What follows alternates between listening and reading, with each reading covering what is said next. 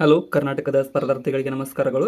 ಈ ವಿಡಿಯೋದಲ್ಲಿ ನಾವು ಕರ್ನಾಟಕ PDO ಮತ್ತು ವಿಲೇಜ್ ಅಕೌಂಟೆಂಟ್ಗೆ ಸಂಬಂಧಪಟ್ಟಂತೆ ಮಾಡಲ್ ಕ್ವಶನ್ ಪೇಪರ್ನ ಡಿಸ್ಕಸ್ ಮಾಡೋಣ. ಸೊ ಅದಕ್ಕೋಸ್ಕರ ಹೊಸ ಬಂದಿರೋರು ಚಾನಲ್ಗೆ ಸಬ್ಸ್ಕ್ರೈಬ್ ಮಾಡಿಕೊಡ್ರಿ ಮತ್ತು ಕ್ವಶನ್ ಪೇಪರ್ನ ಕೊನೆವರೆಗೂ ನೋಡಿ. ಇದು 43ನೇ ಕ್ವಶನ್ ಪೇಪರ್ ಆಗಿದೆ, 43rd ಕ್ವಶನ್ ಪೇಪರ್. ಅದಕ್ಕೋಸ್ಕರ ಹಿಂದೆ ಮಾಡಿರ್ತಕ್ಕಂಥ 42 ಕ್ವಶನ್ ಪೇಪರ್ ಡಿಸ್ಕಷನ್ ಕೂಡ ನೋಡ್ಕೊಂಡು ಬನ್ನಿ. ಹೊಸ ಬಂದಿರೋರು ಕೊನೆವರೆಗೂ ನೋಡಿ. ಕ್ವಶನ್ಸ್ ತುಂಬ ಇಂಪಾರ್ಟೆಂಟ್ ಆಗಿರ್ತವೆ, ರಿಪೀಟ್ ಆಗೋ ಚಾನ್ಸಸ್ ತುಂಬ ಇರುತ್ತೆ. ಮೊದಲನೇ ಪ್ರಶ್ನೆ, ಎರಡನೇ ಬೌದ್ಧ ಪರಿಷತ್ತಿನ ಸಭೆ ಕುರಿತು ಕೆಳಗಿನ ಯಾವ ಹೇಳಿಕೆಗಳು ನಿಜ ಅಲ್ಲ ಅಂತ ಕೇಳಿದ್ದಾರೆ. ಸೊ ಈ ಮೊದಲ ಹೇಳಿಕೆ ನೋಡೋಣ ಬನ್ನಿ. ಇದು 4ನೇ ಶತಮಾನದ BCಯಲ್ಲಿ ನಡೆಯಿತು. ಇದು ಸರಿಯಾಗಿದೆ, ಯಾಕಂತಂದ್ರೆ ಬಿಫೋರ್ ಕ್ರಿಸ್ಟ್ BC ಅಂತ ಏನು ಕರಿತೀವಲ್ಲ, ಅದರ 4ನೇ ಶತಮಾನದಲ್ಲಿ ಈ ಒಂದು ಏನಪ್ಪಾ ಅಂತ ಅಂದ್ರೆ ಎರಡನೇ ಬೌದ್ಧ ಸಮ್ಮೇಳನ ನಡೆದಿದೆ. ಮತ್ತು ಎರಡನೇದಾಗಿ ವಜ್ಜಿ ಸನ್ಯಾಸಿಗಳು ಮತ್ತು ಅದರ ವಿರೋಧಿಗಳ ನಡುವಿನ ವಿವಾದವನ್ನು ನಿರ್ಧರಿಸುವುದು ಇದರ ಉದ್ದೇಶವಾಗಿತ್ತು. ಇದು ಕೂಡ ಸರಿ, ಯಾಕಂತಂದ್ರೆ ವಜ್ಜಿ ಸನ್ಯಾಸಿಗಳು ಮತ್ತು ಅದರ ವಿರೋಧಿಗಳ ನಡುವಿನ ವಿವಾದವನ್ನು ವಿವರಿಸಲು ಸಲುವಾಗಿ ಎರಡನೇ ಬೌದ್ಧ ಸಮ್ಮೇಳನ ಉದ್ದೇಶಿಸಿತ್ತು. ಮತ್ತು ಮೂರನೇದು ಏನು ಹೇಳುತ್ತಂದ್ರೆ, ಈ ಸಭೆ ಸಾವಿರ ವಾದಿಗಳು ಮತ್ತು ಮಹಾಸಾಂಘಿಕರು ಎಂಬ ಎರಡು ಗುಂಪುಗಳಾಗಿ ಬೌದ್ಧರ ವಿಭಜನೆಗೆ ಕಾರಣವಾಯಿತು. ಸೊ ಈ ಎರಡನೇ ಬೌದ್ಧ ಸಮ್ಮೇಳನ ಏನಂತಂದ್ರೆ, ಬೌದ್ಧ ಸಮ್ಮೇಳನದಿಂದ ಈ ಸಾವಿರ ವಾದಿಗಳು ಮತ್ತು ಮಹಾಸಾಂಘಿಗಳು ಅಂತ ಒಡಕುಂಟಾಯಿತು. ಇದು ಕೂಡ ಸರಿಯಾಗಿದೆ, ಆಪ್ಷನ್ ಸಿ.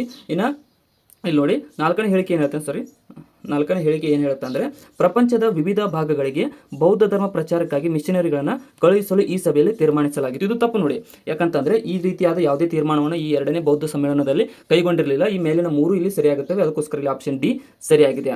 ನಾನು ಹೋಗ್ತಾ ಇರೋದೇನಾದರೂ ಸ್ಪೀಡ್ ಅನ್ಸಿದ್ರೆ ಪಾಸ್ ಮಾಡ್ಕೊಂಡು ನೋಡ್ಕೊಡ್ರಿ, ಅಥವಾ ಸ್ಲೋ ಅನ್ಸಿದ್ರೆ ಸ್ಪೀಡ್ ಮಾಡ್ಕೊಡ್ರಿ. ಮತ್ತೆ ಏನಾದರೂ ತಪ್ಪು ಅನ್ಸಿದ್ರೆ ಕಮೆಂಟ್ ಸೆಕ್ಷನ್ದಲ್ಲಿ ಕಮೆಂಟ್ ಕೂಡ ಮಾಡಿ. ನೆಕ್ಸ್ಟ್ ಕ್ವಶನ್, ಇನ್ನೂ ಯಾರು ಸಬ್ಸ್ಕ್ರೈಬ್ ಮಾಡಿಲ್ಲ ಸಬ್ಸ್ಕ್ರೈಬ್ ಕೂಡ ಮಾಡ್ಕೊಡ್ರಿ. ಎರಡನೇ ಹೇಳಿಕೆ ಏನು ಹೇಳುತ್ತೆ ನೋಡಿ, ಈ ಕೆಳಗಿನವರಲ್ಲಿ ಯಾರು ಮೌರ್ಯರ ಆಸ್ಥಾನದಲ್ಲಿ ಗ್ರೀಕ್ ರಾಯಭಾರಿ ಆಗಿರಲಿಲ್ಲ ಅಂತ ಕೇಳಿದ್ದಾರೆ. ಸೊ ಇಲ್ಲಿ ನೋಡಿ, ಮೆಗಸ್ತನಿಸ್ ಯಾವಾಗ ಯಾರು ಅಂದರೆ ಚಂದ್ರಗುಪ್ತ ಆಸ್ಥಾನಕ್ಕೆ ಬಂದಿದ್ದ, ಚಂದ್ರಗುಪ್ತ ಮೌರ್ಯರ ಆಸ್ಥಾನಕ್ಕೆ ಬಂದಿದ್ದ ಮೆಗಸ್ತನಿಸ್. ಇನ್ನು ಡಯೋಡೋರಸ್, ಇದು ತಪ್ಪು ನೋಡಿ, ಯಾಕಂತಂದ್ರೆ ಇವರು ಇದೇನೋ ಮೌರ್ಯರ ಆಸ್ಥಾನಕ್ಕೆ ಬಂದಿರಲಿಲ್ಲ. ಇವ ಯಾವಾಗಪ್ಪ ಅಂತಂದ್ರೆ ಅಲೆಕ್ಸಾಂಡರ್ನೊಂದಿಗೆ ನಮ್ಮ ಭಾರತಕ್ಕೆ ಬಂದಿದ್ದ. ಅಲೆಕ್ಸಾಂಡರ್, ನನ್ನ ಹ್ಯಾಂಡ್ ರೈಟಿಂಗ್ ಸ್ವಲ್ಪ ಇವಾಗ ಸ್ಟಾರ್ಟಿಂಗ್ ಅಲ್ಲ, ಅದಕ್ಕೆ ಸರಿ ಆಗ್ತಾ ಇಲ್ಲ. ಮೂರನೇದು ನೋಡಿ, ಡಿಮಾಕಸ್ ಯಾವಾಗಪ್ಪ ಅಂತಂದರೆ ಇವು ಬಿಂದುಸಾರನ ಆಸ್ಥಾನಕ್ಕೆ ಬಂದಿದ್ದ, ಬಿಂದುಸಾರ ಮೌರ್ಯರ ಆಸ್ಥಾನಕ್ಕೆ ಭೇಟಿ ನೀಡಿದ್ದ. ಇನ್ನು ಡಿಯೋನೈಸಿಯಸ್ ಸೆಲೆಕಸ್ ಅಂತ ಕರಿತೇವಲ್ಲ, ಇವರು ಕೂಡ ಯಾವಾಗಪ್ಪ ಅಂತಂದರೆ ಬಿಂದುಸಾರ ಮತ್ತು ಅಶೋಕರ ಆಳ್ವಿಕೆಯ ಟೈಮ್ದಲ್ಲಿ ನಮ್ಮ ಭಾರತಕ್ಕೆ ಇವರು ಭೇಟಿ ನೀಡಿದ್ದರು. ಸೊ ಇದಕ್ಕೋಸ್ಕರ ಆಪ್ಷನ್ ಬಿ ಇಲ್ಲಿ ಸರಿಯಾದಂತಹ ಉತ್ತರವಾಗುತ್ತದೆ. ನೆಕ್ಸ್ಟ್ ಕ್ವಶನ್, ಸ್ವಲ್ಪ ಪೆನ್ನಿನ ಥಿಕ್ನೆಸ್ ಕಡಿಮೆ ಮಾಡ್ಕೋತೀನಿ ತಡ್ರಿ. ಇದು ಅಲ್ಲ, ಇರಲಿ ಬಿಡಿ, ಕಲರ್ ಚೇಂಜ್ ಮಾಡ್ಕೊಂಡು ಥಿಕ್ನೆಸ್ ಇಲ್ಲಿ ಇದಲ್ಲ, ಬ್ಲ್ಯಾಕ್. ಓಕೆ, ಕೆಳಗಿನ ಯಾವ ಸಂಗಮ ಪಟ್ಟಣವು ಮುತ್ತುಗಳು ಮತ್ತು ಹಾವಿನ ಪೊರೆಯಂತೆ ತೆಳ್ಳಗಿನ ಬಟ್ಟೆಗಳಿಗೆ ಪ್ರಸಿದ್ಧವಾಗಿವೆ ಅಂತ ಕೇಳಿದರೆ, ಸೊ ಈ ಮುತ್ತುಗಳು ಮತ್ತು ಹಾವಿನ ಪೊರೆಯಂತ ತೆಳ್ಳಗಿನ ಬಟ್ಟೆಗೆ ಪ್ರಸಿದ್ಧವಾದಂತಹ ಸಂಗಮ ಯುಗದ ಸಾಹಿತ್ಯದಲ್ಲಿ ಊರಯ್ಯೂರ್ ಅನ್ನುವಂತಹ ಸ್ಥಳ ನೋಡಿ, ಇದು ಮುತ್ತುಗಳಿಗೆ ಫೇಮಸ್ ಆದಂತಹ ಸ್ಥಳವಾಗಿತ್ತು ಸಂಗಮ ಸಾಹಿತ್ಯದಲ್ಲಿ. ನೆಕ್ಸ್ಟ್, ಸಂಗಮ ಸಾಹಿತ್ಯ ತಮಿಳಿಗೆ ಸಂಬಂಧಪಟ್ಟಿರ್ತಕ್ಕಂಥ ಸಾಹಿತ್ಯವಾಗಿದೆ. ಈ ಕ್ವಶನ್ ಏನಿದೆ ನೋಡಿ, ವ್ಯಾಪಾರಿಗಳ ಸಂಘಗಳು ಶ್ರೀನಿಬಾಲ ಎಂದು ಕರೆಯಲ್ಪಡುವ ತಮ್ಮದೇ ಆದ ಸೈನ್ಯವನ್ನು ನಿರ್ವಹಿಸುತ್ತಿದ್ದವು ಎಂದು ನಮಗೆ ತಿಳಿಯುವುದು ಯಾವುದರ ಮೂಲಕ ಅಂತ ಕೇಳಿದರೆ, ಸೊ ಕಳಚೂರಿನ ಶಾಸನಗಳಲ್ಲಿ ಈ ಹೇಳಿಕೆಯನ್ನು ಹೇಳಲಾಗಿದೆ. ಯಾಕಂತಂದರೆ ಹಿಂದಿನ ಕಾಲದಲ್ಲಿ, ಅವಾಗಿನ ಕಾಲದಲ್ಲಿ ಈ ವ್ಯಾಪಾರಿ ಸಂಘಗಳು ತಮ್ಮದೇ ಆದ ಸ್ವಯಂ ಸೈನ್ಯವನ್ನು ಹೊಂದಿದ್ದವು. ಅದಕ್ಕೋಸ್ಕರ ಇಲ್ಲಿ ಆಪ್ಷನ್ ಡಿ ಸರಿಯಾಗುತ್ತದೆ. ಕಳಚೂರಿ ಶಾಸನದ ಮೂಲಕ ನಮಗೆ ತಿಳಿದು ಬಂದಿದೆ. ಇನ್ನು ಕೆಳಗಿನ ಯಾವ ನಗರಗಳು ಪೂರ್ವದಿಂದ ಪಶ್ಚಿಮಕ್ಕೆ ಮತ್ತು ಉತ್ತರದಿಂದ ದಕ್ಷಿಣಕ್ಕೆ ವ್ಯಾಪಾರ ಮಾರ್ಗದ ಸಂಪರ್ಕ ಕೇಂದ್ರವಾಗಿ ಕಾರ್ಯನಿರ್ವಹಿಸುತ್ತಿತ್ತು ಅಂತ ಕೇಳಿದರೆ, ಸೊ ಇದರಲ್ಲಿ ಉಜ್ಜಯಿನಿ ನೋಡಿ, ಉಜ್ಜಯಿನಿಯು ಪೂರ್ವದಿಂದ ಪಶ್ಚಿಮಕ್ಕೆ ಮತ್ತು ಉತ್ತರದಿಂದ ದಕ್ಷಿಣಕ್ಕೆ ವ್ಯಾಪಾರ ಕೇಂದ್ರವಾಗಿ ಕಾರ್ಯನಿರ್ವಹಿಸುವಂಥ ಸ್ಥಳವಾಗಿತ್ತು. ಮೊದಲನೇ ಕಾಲದಲ್ಲಿ ಮಾರ್ಗ ಸಂಪರ್ಕ ಸ್ಥಳವಾಗಿತ್ತು. ಏನು ಕೇಳಿದ್ದಾರೆ, ಶಿವಾಜಿಯ ಆಳ್ವಿಕೆಯ ಕೆಳಗಿನ ಘಟನೆಗಳನ್ನು ಕಾಲಾನುಕ್ರಮದಲ್ಲಿ ಜೋಡಿಸಿ ಅಂತ ಕೇಳಿದರೆ, ಸೊ ಕೆಳಗಿನ ಕಾಲಾನುಕ್ರಮದಾಗಿ ಜೋಡಿಸಿ ಬರಿತಾ ಹೋಗೋಣ ನೋಡಿ. ಮೊದಲನೇದಾಗಿ ಈ ಶೈಸ್ತಾ ಖಾನ್ನ ಮಿಲಿಟರಿ ಶಿಬಿರದ ಮೇಲೆ ಅವನ ದಿಟ್ಟ ದಾಳಿ. ಶೈಸ್ತಾ ಖಾನ್ ಮಿಲಿಟರಿ ಸಮರದ ಮೇಲೆ ಅವ ಯಾವಾಗ ದಾಳಿ ಮಾಡಿದ, 1663ರಲ್ಲಿ ದಾಳಿ ಮಾಡಿದ ಶಿವಾಜಿ. ಸೊ ಎರಡನೇದು, ಔರಂಗಜೇಬನ ಆಸ್ಥಾನಕ್ಕೆ ಭೇಟಿ, ಸೆರೆವಾಸ ಮತ್ತು ಪಲಾಯನ. ಸೊ ಔರಂಗಜೇಬನ ಆಸ್ಥಾನಕ್ಕೆ ಭೇಟಿ ನೀಡಿದ್ದು ಮತ್ತು ಅಲ್ಲಿಂದ ಸೆರೆವಾಸ ಅನುಭವಿಸಿದ್ದು ಮತ್ತು ಅಲ್ಲಿಂದ ಎಸ್ಕೇಪ್ ಆಗಿದ್ದು ಯಾವಾಗಪ್ಪ ಅಂತಂದರೆ 1666ರಲ್ಲಿ ನೋಡಿ. ಮತ್ತು ಮೂರನೇದು, ಜಾವಳಿ ಕೋಟೆಯ ವಿಜಯ. ಜಾವಳಿ ಕೋಟೆಯ ಮೇಲೆ ದಾಳಿ ಮಾಡಿ ಅದರಿಂದ ವಿಜಯ ಸಾಧಿಸಿದ್ದು ಯಾವಾಗ ಅಂದರೆ 1656. ಸೊ ಇಲ್ಲಿ ಕೊನೆಯದಾಗಿ, ರಾಯಗಢದಲ್ಲಿ ಅವನ ಪಟ್ಟಾಭಿಷೇಕ ಮತ್ತು ಛತ್ರಪತಿ ಎಂಬ ಬಿರುದು ಗ್ರಹಣ ಯಾವಾಗ ಆಯ್ತಪ್ಪ ಅಂತಂದರೆ ಇದು 1674ರಲ್ಲಿ ಆಯಿತು. ಸೊ ಇಲ್ಲಿ ನೋಡಿ, ಕಾಲಾನುಕ್ರಮದಾಗಿ ಹೊಂದಿಸಿ ಬರೆದಾಗ ಫಸ್ಟ್ ಇದು ಮೂರನೇದು ಫಸ್ಟ್ ಆಗುತ್ತೆ, ಅದಾದಮೇಲೆ ಇದು ಸೆಕೆಂಡ್ ಆಗುತ್ತೆ, ಅದಾದಮೇಲೆ ಇದು ಥರ್ಡ್ ಆಗುತ್ತೆ, ಇನ್ನು ಕೊನೆಗೆ ಇದು ಆಗುತ್ತೆ. ಸೊ ಇಲ್ಲಿ ಆಪ್ಷನ್ ಡಿ ಇಲ್ಲಿ ಸರಿಯಾಗುತ್ತೆ. 3, 1, 2, 4 ಆಪ್ಷನ್ ಡಿ ಸರಿಯಾದ ಉತ್ತರ. ನೆಕ್ಸ್ಟ್, ಕೆಳಗಿನ ಘಟನೆಗಳನ್ನು ಸರಿಯಾದ ಕಾಲಾನುಕ್ರಮದಲ್ಲಿ ಜೋಡಿಸಿರಿ ಅಂತ ಕೇಳಿದ್ದಾರೆ. ಸೊ ಕೆಳಗಿನ ಘಟನೆಗಳನ್ನು ಸರಿಯಾಗಿ ಕಾಲಾನುಕ್ರಮದಲ್ಲಿ ಜೋಡಿಸಿ ಬರೆದಾಗ ಮೊದಲು ನೋಡಿ, ಮೀರ್ ಜಾಫರ್ ಯಾವಾಗ ತೀರ್ಕೊಂಡ್ರು ಅಂತ ಅಂದರೆ ಇದು 1765ರಲ್ಲಿ ಮೀರ್ ಜಾಫರ್ನ ಇದಾಯಿತು, ಏನು ಸಾವಾಯಿತು. ಆದ ಬಕ್ಸರ್ ಕದನ, ಈ ಬಕ್ಸರ್ ಕದನ ಯಾವಾಗ ನಡೀತು ಅಂದರೆ 1764ರಲ್ಲಿ ನಡೀತು. ಇನ್ನು ಮೂರನೇದು ಕಪ್ಪು ಕೊನೆ ದುರಂತ, ಬ್ಲ್ಯಾಕ್ ಹೋಲ್ ಟ್ರೆಜಡಿ ಅಂತ ಕರಿತಾವಲ್ಲ, ಇದು ನಡೆದದ್ದು 1756. ಇನ್ನು ಕೊನೆಯದಾಗಿ ಅಲಹಾಬಾದ್ ಒಪ್ಪಂದ ನಡೆದದ್ದು 1765ರಲ್ಲಿ. ಸೊ ಅದಕ್ಕೋಸ್ಕರ ಇಲ್ಲಿ ಸರಿಯಾದಂಥ ಉತ್ತರ ಆಪ್ಷನ್ ಸಿ ಆಗುತ್ತೆ. ಸ್ವಲ್ಪ ವಾಯ್ಸ್ ನಾಯ್ಸ್ ಇದೆ, ಅಡ್ಜಸ್ಟ್ ಮಾಡಿಕೊಡ್ರಿ. ನೆಕ್ಸ್ಟ್ ಕ್ವಶನ್, ಅಮೃತ ಬಜಾರ್ ಪತ್ರಿಕೆಯನ್ನು ಸ್ಥಾಪಿಸಿದವರು ಯಾರು ಅಂತ ಕೇಳಿದ್ದಾರೆ. ಸೊ ಈ ಒಂದು ಅಮೃತ್ ಬಜಾರ್ ಪತ್ರಿಕೆಯನ್ನು 20 ಫೆಬ್ರವರಿ 1868ರಲ್ಲಿ ಈ ಒಂದು ಶಶಿಕುಮಾರ್ ಘೋಷ್ ರವರು ಪ್ರಾರಂಭಿಸಿದರು. ಆಪ್ಷನ್ ಎ ಸರಿಯಾದಂಥ ಉತ್ತರ. ನೆಕ್ಸ್ಟ್, ಈ ಕೆಳಗಿನ ಚಳುವಳಿಗಳ ಐತಿಹಾಸಿಕ ಕಾಲಾನುಕ್ರಮವನ್ನು ಗುರುತಿಸಿರಿ ಅಂತ ಕೇಳಿದರೆ. ಸೊ ಮೊಪ್ಲಾ ದಂಗೆ ಯಾವಾಗ ನಡೀತು ಅಂತಂದರೆ 1921ರಂದು ನಡೀತು. 1921ರಲ್ಲಿ ಇದು ಪ್ರಾರಂಭಗೊಂಡು. ಇನ್ನು ಬಾರ್ಡೋಲಿ ಸತ್ಯಾಗ್ರಹ ಇದು ನಡೆದದ್ದು 1928. ಸೊ ಅದೇ ರೀತಿ ಚಂಪಾರಣ್ಯ ಚಳವಳಿ ನಡೆದದ್ದು 1917. ಇನ್ನು ಖೇಡಾ ಸತ್ಯಾಗ್ರಹ ನಡೆದದ್ದು 1918. ಸೊ ಇದನ್ನು ಕಾಲಾನುಕ್ರಮದಾಗಿ ಜೋಡಿಸಿ ಬರೆದಾಗ ಆಪ್ಷನ್ ಡಿ ಸರಿಯಾಗುತ್ತೆ. ಏನಂತಂದರೆ ಫಸ್ಟ್ ಈ ಒಂದು ಚಂಪಾರಣ್ಯ ಚಳವಳಿ ನಡೀತು 1917ರಲ್ಲಿ. ಅದೇ ರೀತಿ ಆದಾದ್ಮೇಲೆ ಖೇಡಾ ಸತ್ಯಾಗ್ರಹ ನಡೀತು 1918ರಲ್ಲಿ. ಅದಾದಮೇಲೆ 1921ರ ಈ ಒಂದು ಮೊಪ್ಲಾ ದಂಗೆ ನಡೀತು. ಅದಾದಮೇಲೆ ಬಾರ್ದೋಲಿ ಚಳವಳಿ 1928ರಲ್ಲಿ ನಡೀತು. ನೆಕ್ಸ್ಟ್ ಕ್ವಶನ್, ಕೆಳಗಿನ ಯಾವ ಜಲಮೂಲವು ಅಂಡಮಾನನ್ನು ನಿಕೋಬಾರ್ನಿಂದ ಪ್ರತ್ಯೇಕಿಸುತ್ತದೆ ಅಂತ ಕೇಳ್ತಾರೆ. ಸೊ ಅಂಡಮಾನ್ ಮತ್ತು ನಿಕೋಬಾರ್ನ ಪ್ರತ್ಯೇಕಿಸುವುದು 10 ಡಿಗ್ರಿ ಚಾನಲ್. ಆಪ್ಷನ್ ಸಿ ಸರಿಯಾಗಿದೆ. ಇನ್ನು 11 ಡಿಗ್ರಿ ಚಾನಲ್ ಏನು ಮಾಡುತ್ತೆ ಅಂತಂದರೆ ಅಮಂಡ್ಯೂ ಮತ್ತು ಏನಂತಂದರೆ ಕಣ್ಣನ್ನೂರನ್ನ ಬೇರ್ಪಡಿಸುತ್ತದೆ. ಇನ್ನು ಮನ್ನಾರ್ಕೋಲಿ ಏನು ಮಾಡುತ್ತೆ ಅಂತಂದರೆ ಇದು ಲಕ್ಕಾಡ್ಯೂ ಮತ್ತು ಭಾರತ ಮಹಾಸಾಗರವನ್ನು ಬೇರ್ಪಡಿಸುತ್ತೆ, ಹಿಂದೂ ಮಹಾಸಾಗರವನ್ನು. ಲಕ್ಕಂಡಿ ಮತ್ತು ಹಿಂದೂ ಮಹಾಸಾಗರ. ಇನ್ನು ಪಾಕ್ ಜಲಸಂಧಿ ನಮಗೆಲ್ಲರಿಗೂ ಗೊತ್ತಿದೆ, ಶ್ರೀಲಂಕಾ ಮತ್ತು ಭಾರತದ ನಡುವೆ ಇರತಕ್ಕಂಥ ಜಲಗಡಿಯಾಗಿದೆ. ನೆಕ್ಸ್ಟ್, ಭಾರತದ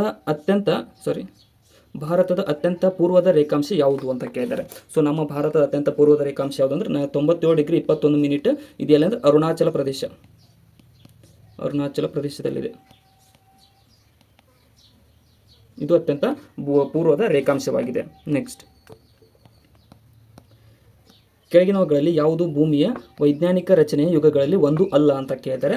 ಸೊ ಇಲ್ಲಿ ನೋಡಿ, ಅಜೋಜೋಯಿಕ್ ಅಥವಾ ನಾನ್ ಲಿವಿಂಗ್ ಯುಗವು ವೈಜ್ಞಾನಿಕ ಇದು ಅಲ್ಲ. ಹೌದು, ಯಾಕಂತಂದರೆ ಈ ವೈಜ್ಞಾನಿಕ ಇರ ಆಗಿದೆ. ಇನ್ನು ಪ್ಯಾಲಿಯೋಜೋಯಿಕ್ ಇರ ಕೂಡ ವೈಜ್ಞಾನಿಕ ಇರ. ಸೊ ಮೆಸೋಜೋಯಿಕ್ ಕೂಡ ಸೈಂಟಿಫಿಕ್ ಇರ ಅಂತ ಕರಿತೀವಿ. ಕ್ಯಾಂಬ್ರಿಯನ್ ಯುಗ ಇದೊಂದು ಸೈಂಟಿಫಿಕ್ ಇರ ಆಗಿರುವುದಿಲ್ಲ. ಅದಕ್ಕೋಸ್ಕರ ಆಪ್ಷನ್ ಡಿ ಇಲ್ಲಿ ಸರಿಯಾದಂಥ ಉತ್ತರವಾಗಿದೆ. ನೆಕ್ಸ್ಟ್, ಸೂರ್ಯನು ನಮ್ಮ ನಕ್ಷತ್ರ ಪುಂಜದ ಕೇಂದ್ರದ ಸುತ್ತಲೂ ತೆಗೆದುಕೊಳ್ಳುವಂತಹ ಸಮಯ ಎಷ್ಟು ಅಂತ ಕೇಳಿದರೆ.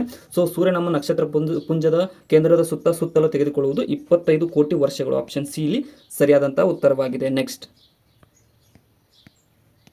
ಈ ಗ್ರಹಗಳ ನಡುವೆ ಭೂಮಿ ಇದೆ ಅಂತ ಕೇಳಿದರೆ. ಸೊ ಇದು ಸಿಂಪಲ್ ಕ್ವಶನ್. ಶುಕ್ರ ಮತ್ತು ಮಂಗಳ ಗ್ರಹದ ನಡುವೆ ನಮ್ಮ ಭೂಮಿ ಕಂಡುಬರುತ್ತದೆ. ನೆಕ್ಸ್ಟ್, ಸೂರ್ಯಗ್ರಹಣ ಸಂಭವಿಸುವುದು ಯಾವಾಗ ಅಂತ ಕೇಳಿದರೆ. ಸೊ ಸೂರ್ಯಗ್ರಹಣ ಯಾವುದೇ ಒಂದು ಗ್ರಹಣ, ಚಂದ್ರಗ್ರಹಣ ಮತ್ತು ಸೂರ್ಯಗ್ರಹಣ ಏನಂತಂದರೆ ಈ ಚಂದ್ರನೇ ಆಗಲಿ ಸೂರ್ಯನೇ ಆಗಲಿ ಅದು ಮರೆ ಆಗೋದಕ್ಕೆ, ಅಂದರೆ ನಮಗೆ ಕಾಣದೇ ಇರೋದಕ್ಕೆ ಗ್ರಹಣ ಅಂತ ಕರಿತೀವಿ. ಸೊ ಈ ಸೂರ್ಯ ಇಲ್ಲಿದೆ ಅನ್ಕೊಡಿ, ಇದು ಭೂಮಿ. ಸೊ ಡೈರೆಕ್ಟಾಗಿ ಸೂರ್ಯ ಕಾಣ್ತಾ ಇರುತ್ತೆ, ಯಾಕಂತಂದರೆ ಚಂದ್ರ ಇಲ್ಲೆಲ್ಲೋ ಇರ್ತಾರೆ, ಇಲ್ಲೆಲ್ಲೋ ಇದ್ದಾಗ. ಬಟ್ ಯಾವಾಗ ಈ ಚಂದ್ರ ಇಲ್ಲಿಗೆ ಬರ್ತಾನೆ, ಸೂರ್ಯ ಮತ್ತು ಭೂಮಿಯ ನಡುವೆ ಚಂದ್ರ ಬಂದು ಸೂರ್ಯ ಕಾಣದೇ ಇದ್ದಾಗ ನಮಗೆ ಸೂರ್ಯಗ್ರಹಣ ಉಂಟಾಗುತ್ತೆ. ಆವಾಗ ಉಂಟಾಗುತ್ತೆ. ಸೊ ಯಾವಾಗ ಉಂಟಾಗುತ್ತೆ ಈ ಸೂರ್ಯಗ್ರಹಣ ಅಂತ ಅಂದರೆ, ಯಾವಾಗಪ್ಪ ಅಂತಂದರೆ ಸೂರ್ಯನ ಬೆಳಕು ಚಂದ್ರನ ಮೇಲೆ ಈ ಸೈಡ್ ಬೀಳುತ್ತಿರುತ್ತೆ, ಈ ಸೈಡ್ ನಮಗೆ ಕತ್ಲೆ ಆಗುತ್ತೆ. ಸೊ ಅದು ಅಮಾವಾಸ್ಯೆ ಅಂತ ಕರಿತೀವಿ, ಅಮಾವಾಸ್ಯೆ ಅದಕ್ಕೆ. ಸೊ ಅದಕ್ಕೋಸ್ಕರ ಅಮಾವಾಸ್ಯೆ ದಿನದಂದು ಸೂರ್ಯಗ್ರಹಣ ಉಂಟಾಗುತ್ತದೆ. ಆಪ್ಷನ್ ಬಿ ಇಲ್ಲಿ ಸರಿಯಾಗಿದೆ. ನೆಕ್ಸ್ಟ್, ತಡೋಬಾ ರಾಷ್ಟ್ರೀಯ ಉದ್ಯಾನವನವು ಹುಲಿ, ಪ್ಯಾಂಥರ್ ಮತ್ತು ಕರಡಿಗಳಿಗೆ ಆಶ್ರಯ ನೀಡುತ್ತದೆ. ಇದು ಕಂಡುಬರುವುದು ಎಲ್ಲಿ ಅಂತ ಕೇಳಿದರೆ. ಸೊ ತಡೋಬಾ ರಾಷ್ಟ್ರೀಯ ಉದ್ಯಾನವನ ಚಂದ್ರಾಪುರ ಮಹಾರಾಷ್ಟ್ರದಲ್ಲಿ ಕಂಡುಬರುತ್ತೆ. ಆಪ್ಷನ್ ಬಿ ಸರಿಯಾಗಿದೆ. ನೆಕ್ಸ್ಟ್,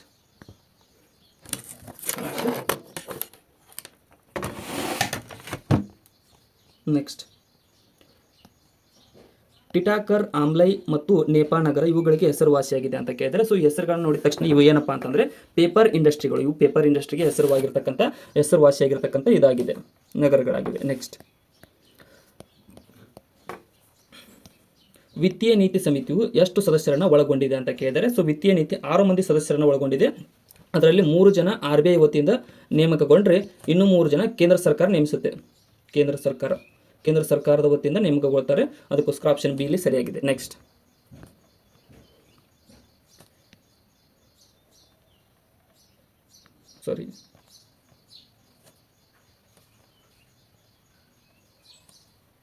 ಈ ಕೆಳಗಿನ ಯಾವ ಕಾರ್ಯಕ್ರಮವು ಶುದ್ಧ ಅಡುಗೆ ಇಂಧನದೊಂದಿಗೆ ಮಹಿಳೆಯರು ಮತ್ತು ಮಕ್ಕಳ ಆರೋಗ್ಯವನ್ನು ಒದಗಿಸುವ ಮೂಲಕ ಅವರ ಆರೋಗ್ಯವನ್ನು ಕಾಪಾಡುವ ಗುರಿಯನ್ನು ಹೊಂದಿದೆ ಅಂತ ಕೇಳಿದರೆ, ಸೊ ಇದು ಯಾವುದು ಅಂತಂದ್ರೆ ನಮ್ಮ ಭಾರತದ ಪ್ರಧಾನಮಂತ್ರಿ ಉಜ್ವಲ ಯೋಜನೆ. ಉಜ್ವಲ ಅಂತಂದ್ರೆ ಬೆಳಕು.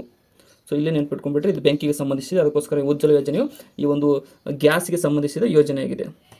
ನೆಕ್ಸ್ಟ್, ಭಾರತವು ಅತಿ ಹೆಚ್ಚು ಉತ್ಪಾದನಾ ಜೊತೆಗೆ ಅತಿ ದೊಡ್ಡ ಸನುಭೋಗ ಮತ್ತು ಆಮದುದಾರವಾಗಿರುವುದು ಈ ಕೆಳಗಿನ ಯಾವ ಬೆಳೆಗಳಲ್ಲಿ ಅಂತ ಕೇಳಿದರೆ, ಸೊ ನಮ್ಮ ಭಾರತ ಮೇನ್ ಏನಂತಂದ್ರೆ ಅದರ ಬೆಲೆ ದ್ವಿದಳ ಧಾನ್ಯಗಳು, ಪಲ್ಸಸ್ ಅಂತ ಏನು ಕರಿತೀವಲ್ಲ, ಪಲ್ಸಸ್ ಮುಖಾಂತರ ನಮ್ಮ ಭಾರತದ ಅತ್ಯುನ್ನತವಾದಂತಹ ಕೃಷಿಯ ಉದ್ಯೋಗವಾಗಿದೆ. Next, planning economy for India ಪುಸ್ತಕವನ್ನು ಬರೆದವರು ಯಾರು ಅಂತ ಕೇಳಿದರೆ, ಸೊ ಪ್ಲಾನಿಂಗ್ ಅಥವಾ ಪ್ಲಾನ್ಡ್ ಎಕಾನಮಿ ಫಾರ್ ಇಂಡಿಯಾ ಅಂತ ಕೂಡ ಆಗುತ್ತೆ. ಇದನ್ನು ಯಾರಂತಾರೆ? ವಿಶ್ವೇಶ್ವರಯ್ಯ. ಸರ್ ಎಂ ವಿಶ್ವೇಶ್ವರಯ್ಯನವರು ಯಾವಾಗ ಅಂತ ಅಂದರೆ 1934ರಂದು ಈ ಒಂದು ಪ್ಲಾನೆಡ್ ಎಕಾನಮಿ ಫಾರ್ ಇಂಡಿಯಾ ಅನ್ನುವಂಥ ಕೃತಿಯನ್ನು ರಚಿಸಿದ್ದಾರೆ. ನೆಕ್ಸ್ಟ್, ಕೆಳಗಿನವುಗಳಲ್ಲಿ ಯಾವುದು ಭಾರತದಲ್ಲಿ 12ನೇ ಪಂಚವಾರ್ಷಿಕ ಯೋಜನೆ ಉದ್ದೇಶವಾಗಿತ್ತು ಅಂತ ಕೇಳಿದರೆ, ಸೊ ಪಂಚವಾರ್ಷಿಕ ಯೋಜನೆ 1952ರಲ್ಲಿ ಪ್ರಾರಂಭಗೊಂಡಿತ್ತು. ಸೊ 12ನೇ ಪಂಚವಾರ್ಷಿಕ ಯೋಜನೆ ಯಾವಾಗಪ್ಪ ಅಂತಂದರೆ 2012ರಿಂದ 2017ರವರೆಗೆ ಚಾಲ್ತಿಯಲ್ಲಿತ್ತು. ಸೊ 2012ರಿಂದ 2017ರವರೆಗೆ ಚಾಲ್ತಿಯಿತ್ತು. ಮತ್ತು ಇದು ಏನಾಗಿತ್ತು ಅಂದರೆ ವೇಗವಾಗಿ ಸಮರ್ಥನೀಯ ಮತ್ತು ಹೆಚ್ಚು ಅಂತರ್ಗತ ಬೆಳವಣಿಗೆ ಇದರ ಉದ್ದೇಶವಾಗಿತ್ತು. ಮತ್ತು 2015ರಲ್ಲಿ ನೀತಿ ಆಯೋಗ ಬಂತು. ನೀತಿ ಆಯೋಗ ಬಂದ ತಕ್ಷಣ ಇದನ್ನು ತೆಗೆದುಹಾಕಲಾಯಿತು. ನೀತಿ ಆಯೋಗ ಬಂದಾಗ ಇದನ್ನು ತೆಗೆದುಹಾಕಲಾಯಿತು. ನೆಕ್ಸ್ಟ್, ಮಿಶ್ರ ಆರ್ಥಿಕತೆ ಎಂದರೆ ಏನು ಅಂತ ಕೇಳಿದರೆ, ಸೊ ಮಿಶ್ರ ಆರ್ಥಿಕತೆ ನಮ್ಮ ದೇಶದ ಏನಿದೆಯಲ್ಲ ಮಿಕ್ಸ್ಡ್ ಎಕಾನಮಿ ಆಗಿದೆ. ಏನಪ್ಪಾ ಅಂತಂದ್ರೆ ಖಾಸಗಿ ವಲಯದೊಂದಿಗೆ ಸಾರ್ವಜನಿಕ ವಲಯದ ಸಹಬಾಳ್ವೆ ಇದ್ದರೆ ಅದಕ್ಕೆ ಮಿಶ್ರ ಆರ್ಥಿಕತೆ ಅಂತ ಕರಿತೇವೆ. ಅಂದ್ರೆ ಸರ್ಕಾರದ ಸ್ವಾಮ್ಯ. ರಷ್ಯಾ ಇದೆಯಲ್ಲ, ರಷ್ಯಾದಲ್ಲಿ ಸೋಷಿಯಲಿಸಮ್ ಅದು. ಯಾಕಂತಂದ್ರೆ ಅಲ್ಲಿ ಪೂರ್ಣ ಸರ್ಕಾರದ ಎಲ್ಲ ಮಾಲೀಕತ್ವ ಇರುತ್ತೆ. ಮತ್ತೆ ಅಮೇರಿಕ ಏನಿದೆ ಅಂತಂದ್ರೆ ಅದು ಪಬ್ಲಿಕ್. ಸೊ ಅಲ್ಲಿ ಏನಪ್ಪ ಅಂತಂದರೆ ಸರ್ಕಾರ ಬಿಟ್ಟು ಪ್ರೈವೇಟ್ ಸೆಕ್ಟರ್ಗಳು ಜಾಸ್ತಿ ವರ್ಕ್ ಆಗ್ತವೆ. ಅದಕ್ಕೋಸ್ಕರ ನಮ್ದು ಏನಪ್ಪ ಅಂದರೆ ಪ್ರೈವೇಟ್ಗೂ ಪ್ರಯಾರಿಟಿ ಇದೆ ಮತ್ತು ಗೌರ್ಮೆಂಟ್ಗೂ ಪ್ರಯಾರಿಟಿ ಇದೆ. ಅದಕ್ಕೋಸ್ಕರ ನಮ್ಮದು ಮಿಶ್ರ ಆರ್ಥಿಕತೆ ಆಗಿದೆ. ನೆಕ್ಸ್ಟ್, ನಿರುದ್ಯೋಗವು ಒಂದು ಕೆಲಸದಿಂದ ಇನ್ನೊಂದು ಕೆಲಸಕ್ಕೆ ಹೋಗುವುದರಿಂದ ಉಂಟಾಗುತ್ತದೆ. ಇದನ್ನು ಹೇಗೆ ಕರೆಯುತ್ತಾರೆ ಅಂತ ಕೇಳಿದರೆ, ಅಂದರೆ ಯಾವುದೇ ಒಬ್ಬ ಕೆಲಸಗಾರ ಒಂದು ಕೆಲಸದಿಂದ ಇನ್ನೊಂದು ಕೆಲಸ ಅಂದರೆ ಜಾಸ್ತಿಯಲ್ಲಿ ವ್ಯಾಲ್ಯೂ ಇರುತ್ತೋ ಆ ಕೆಲಸಕ್ಕೆ ಟ್ರಾನ್ಸ್ಫರ್ ಆದರೆ ಏನಂತಾರೆ ಅಂದರೆ ಘರ್ಷಣೆಯ ನಿರುದ್ಯೋಗ ಅಂತ ಕರೀತಾರೆ. ಘರ್ಷಣೆ ನಿರುದ್ಯೋಗ ಅಂತ ಹೆಸರು. ನೆಕ್ಸ್ಟ್, ಮಧ್ಯಾಹ್ನದ ಬಿಸಿ ಊಟ ಯೋಜನೆಯನ್ನು ಪ್ರಾರಂಭಿಸಿದ್ದು ಯಾವಾಗ ಅಂತ ಅಂದರೆ ಇದು ಆಪ್ಷನ್ ಸಿ, ಆಗಸ್ಟ್ 15, 1995ರಲ್ಲಿ ಈ ಒಂದು ಮಧ್ಯಾಹ್ನದ ಬಿಸಿ ಊಟ ಶಾಲೆಗಳಲ್ಲಿ ಮಕ್ಕಳಿಗಾಗಿ ಪ್ರಾರಂಭಿಸಿದ ಯೋಜನೆಯಾಗಿದೆ. ಶಾಲೆಗಳಲ್ಲಿ. ನೆಕ್ಸ್ಟ್,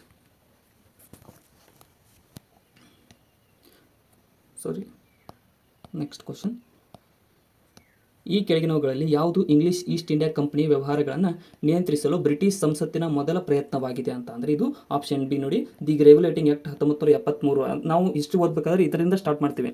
ಸೊ ಅದಕ್ಕೋಸ್ಕರ ಇದು ಏನಪ್ಪಾ ಅಂತಂದರೆ ಈಸ್ಟ್ ಇಂಡಿಯಾ ಕಂಪನಿಯು ವ್ಯವಹಾರಗಳನ್ನು ನಿಯಂತ್ರಿಸಲು ಬ್ರಿಟಿಷ್ ಸರ್ಕಾರದ ಮೊದಲ ಪ್ರಯತ್ನ ಇದು ರೆಗ್ಯುಲೇಟಿಂಗ್ ಆಕ್ಟ್ ಅನ್ನುವಂಥದ್ದು 1773. ಇದು ಇಂಪಾರ್ಟೆಂಟ್, ನೋಡ್ಕೊಡ್ರಿ, ನೆನ್ಪಿಟ್ಕೊಡ್ರಿ. ನೆಕ್ಸ್ಟ್,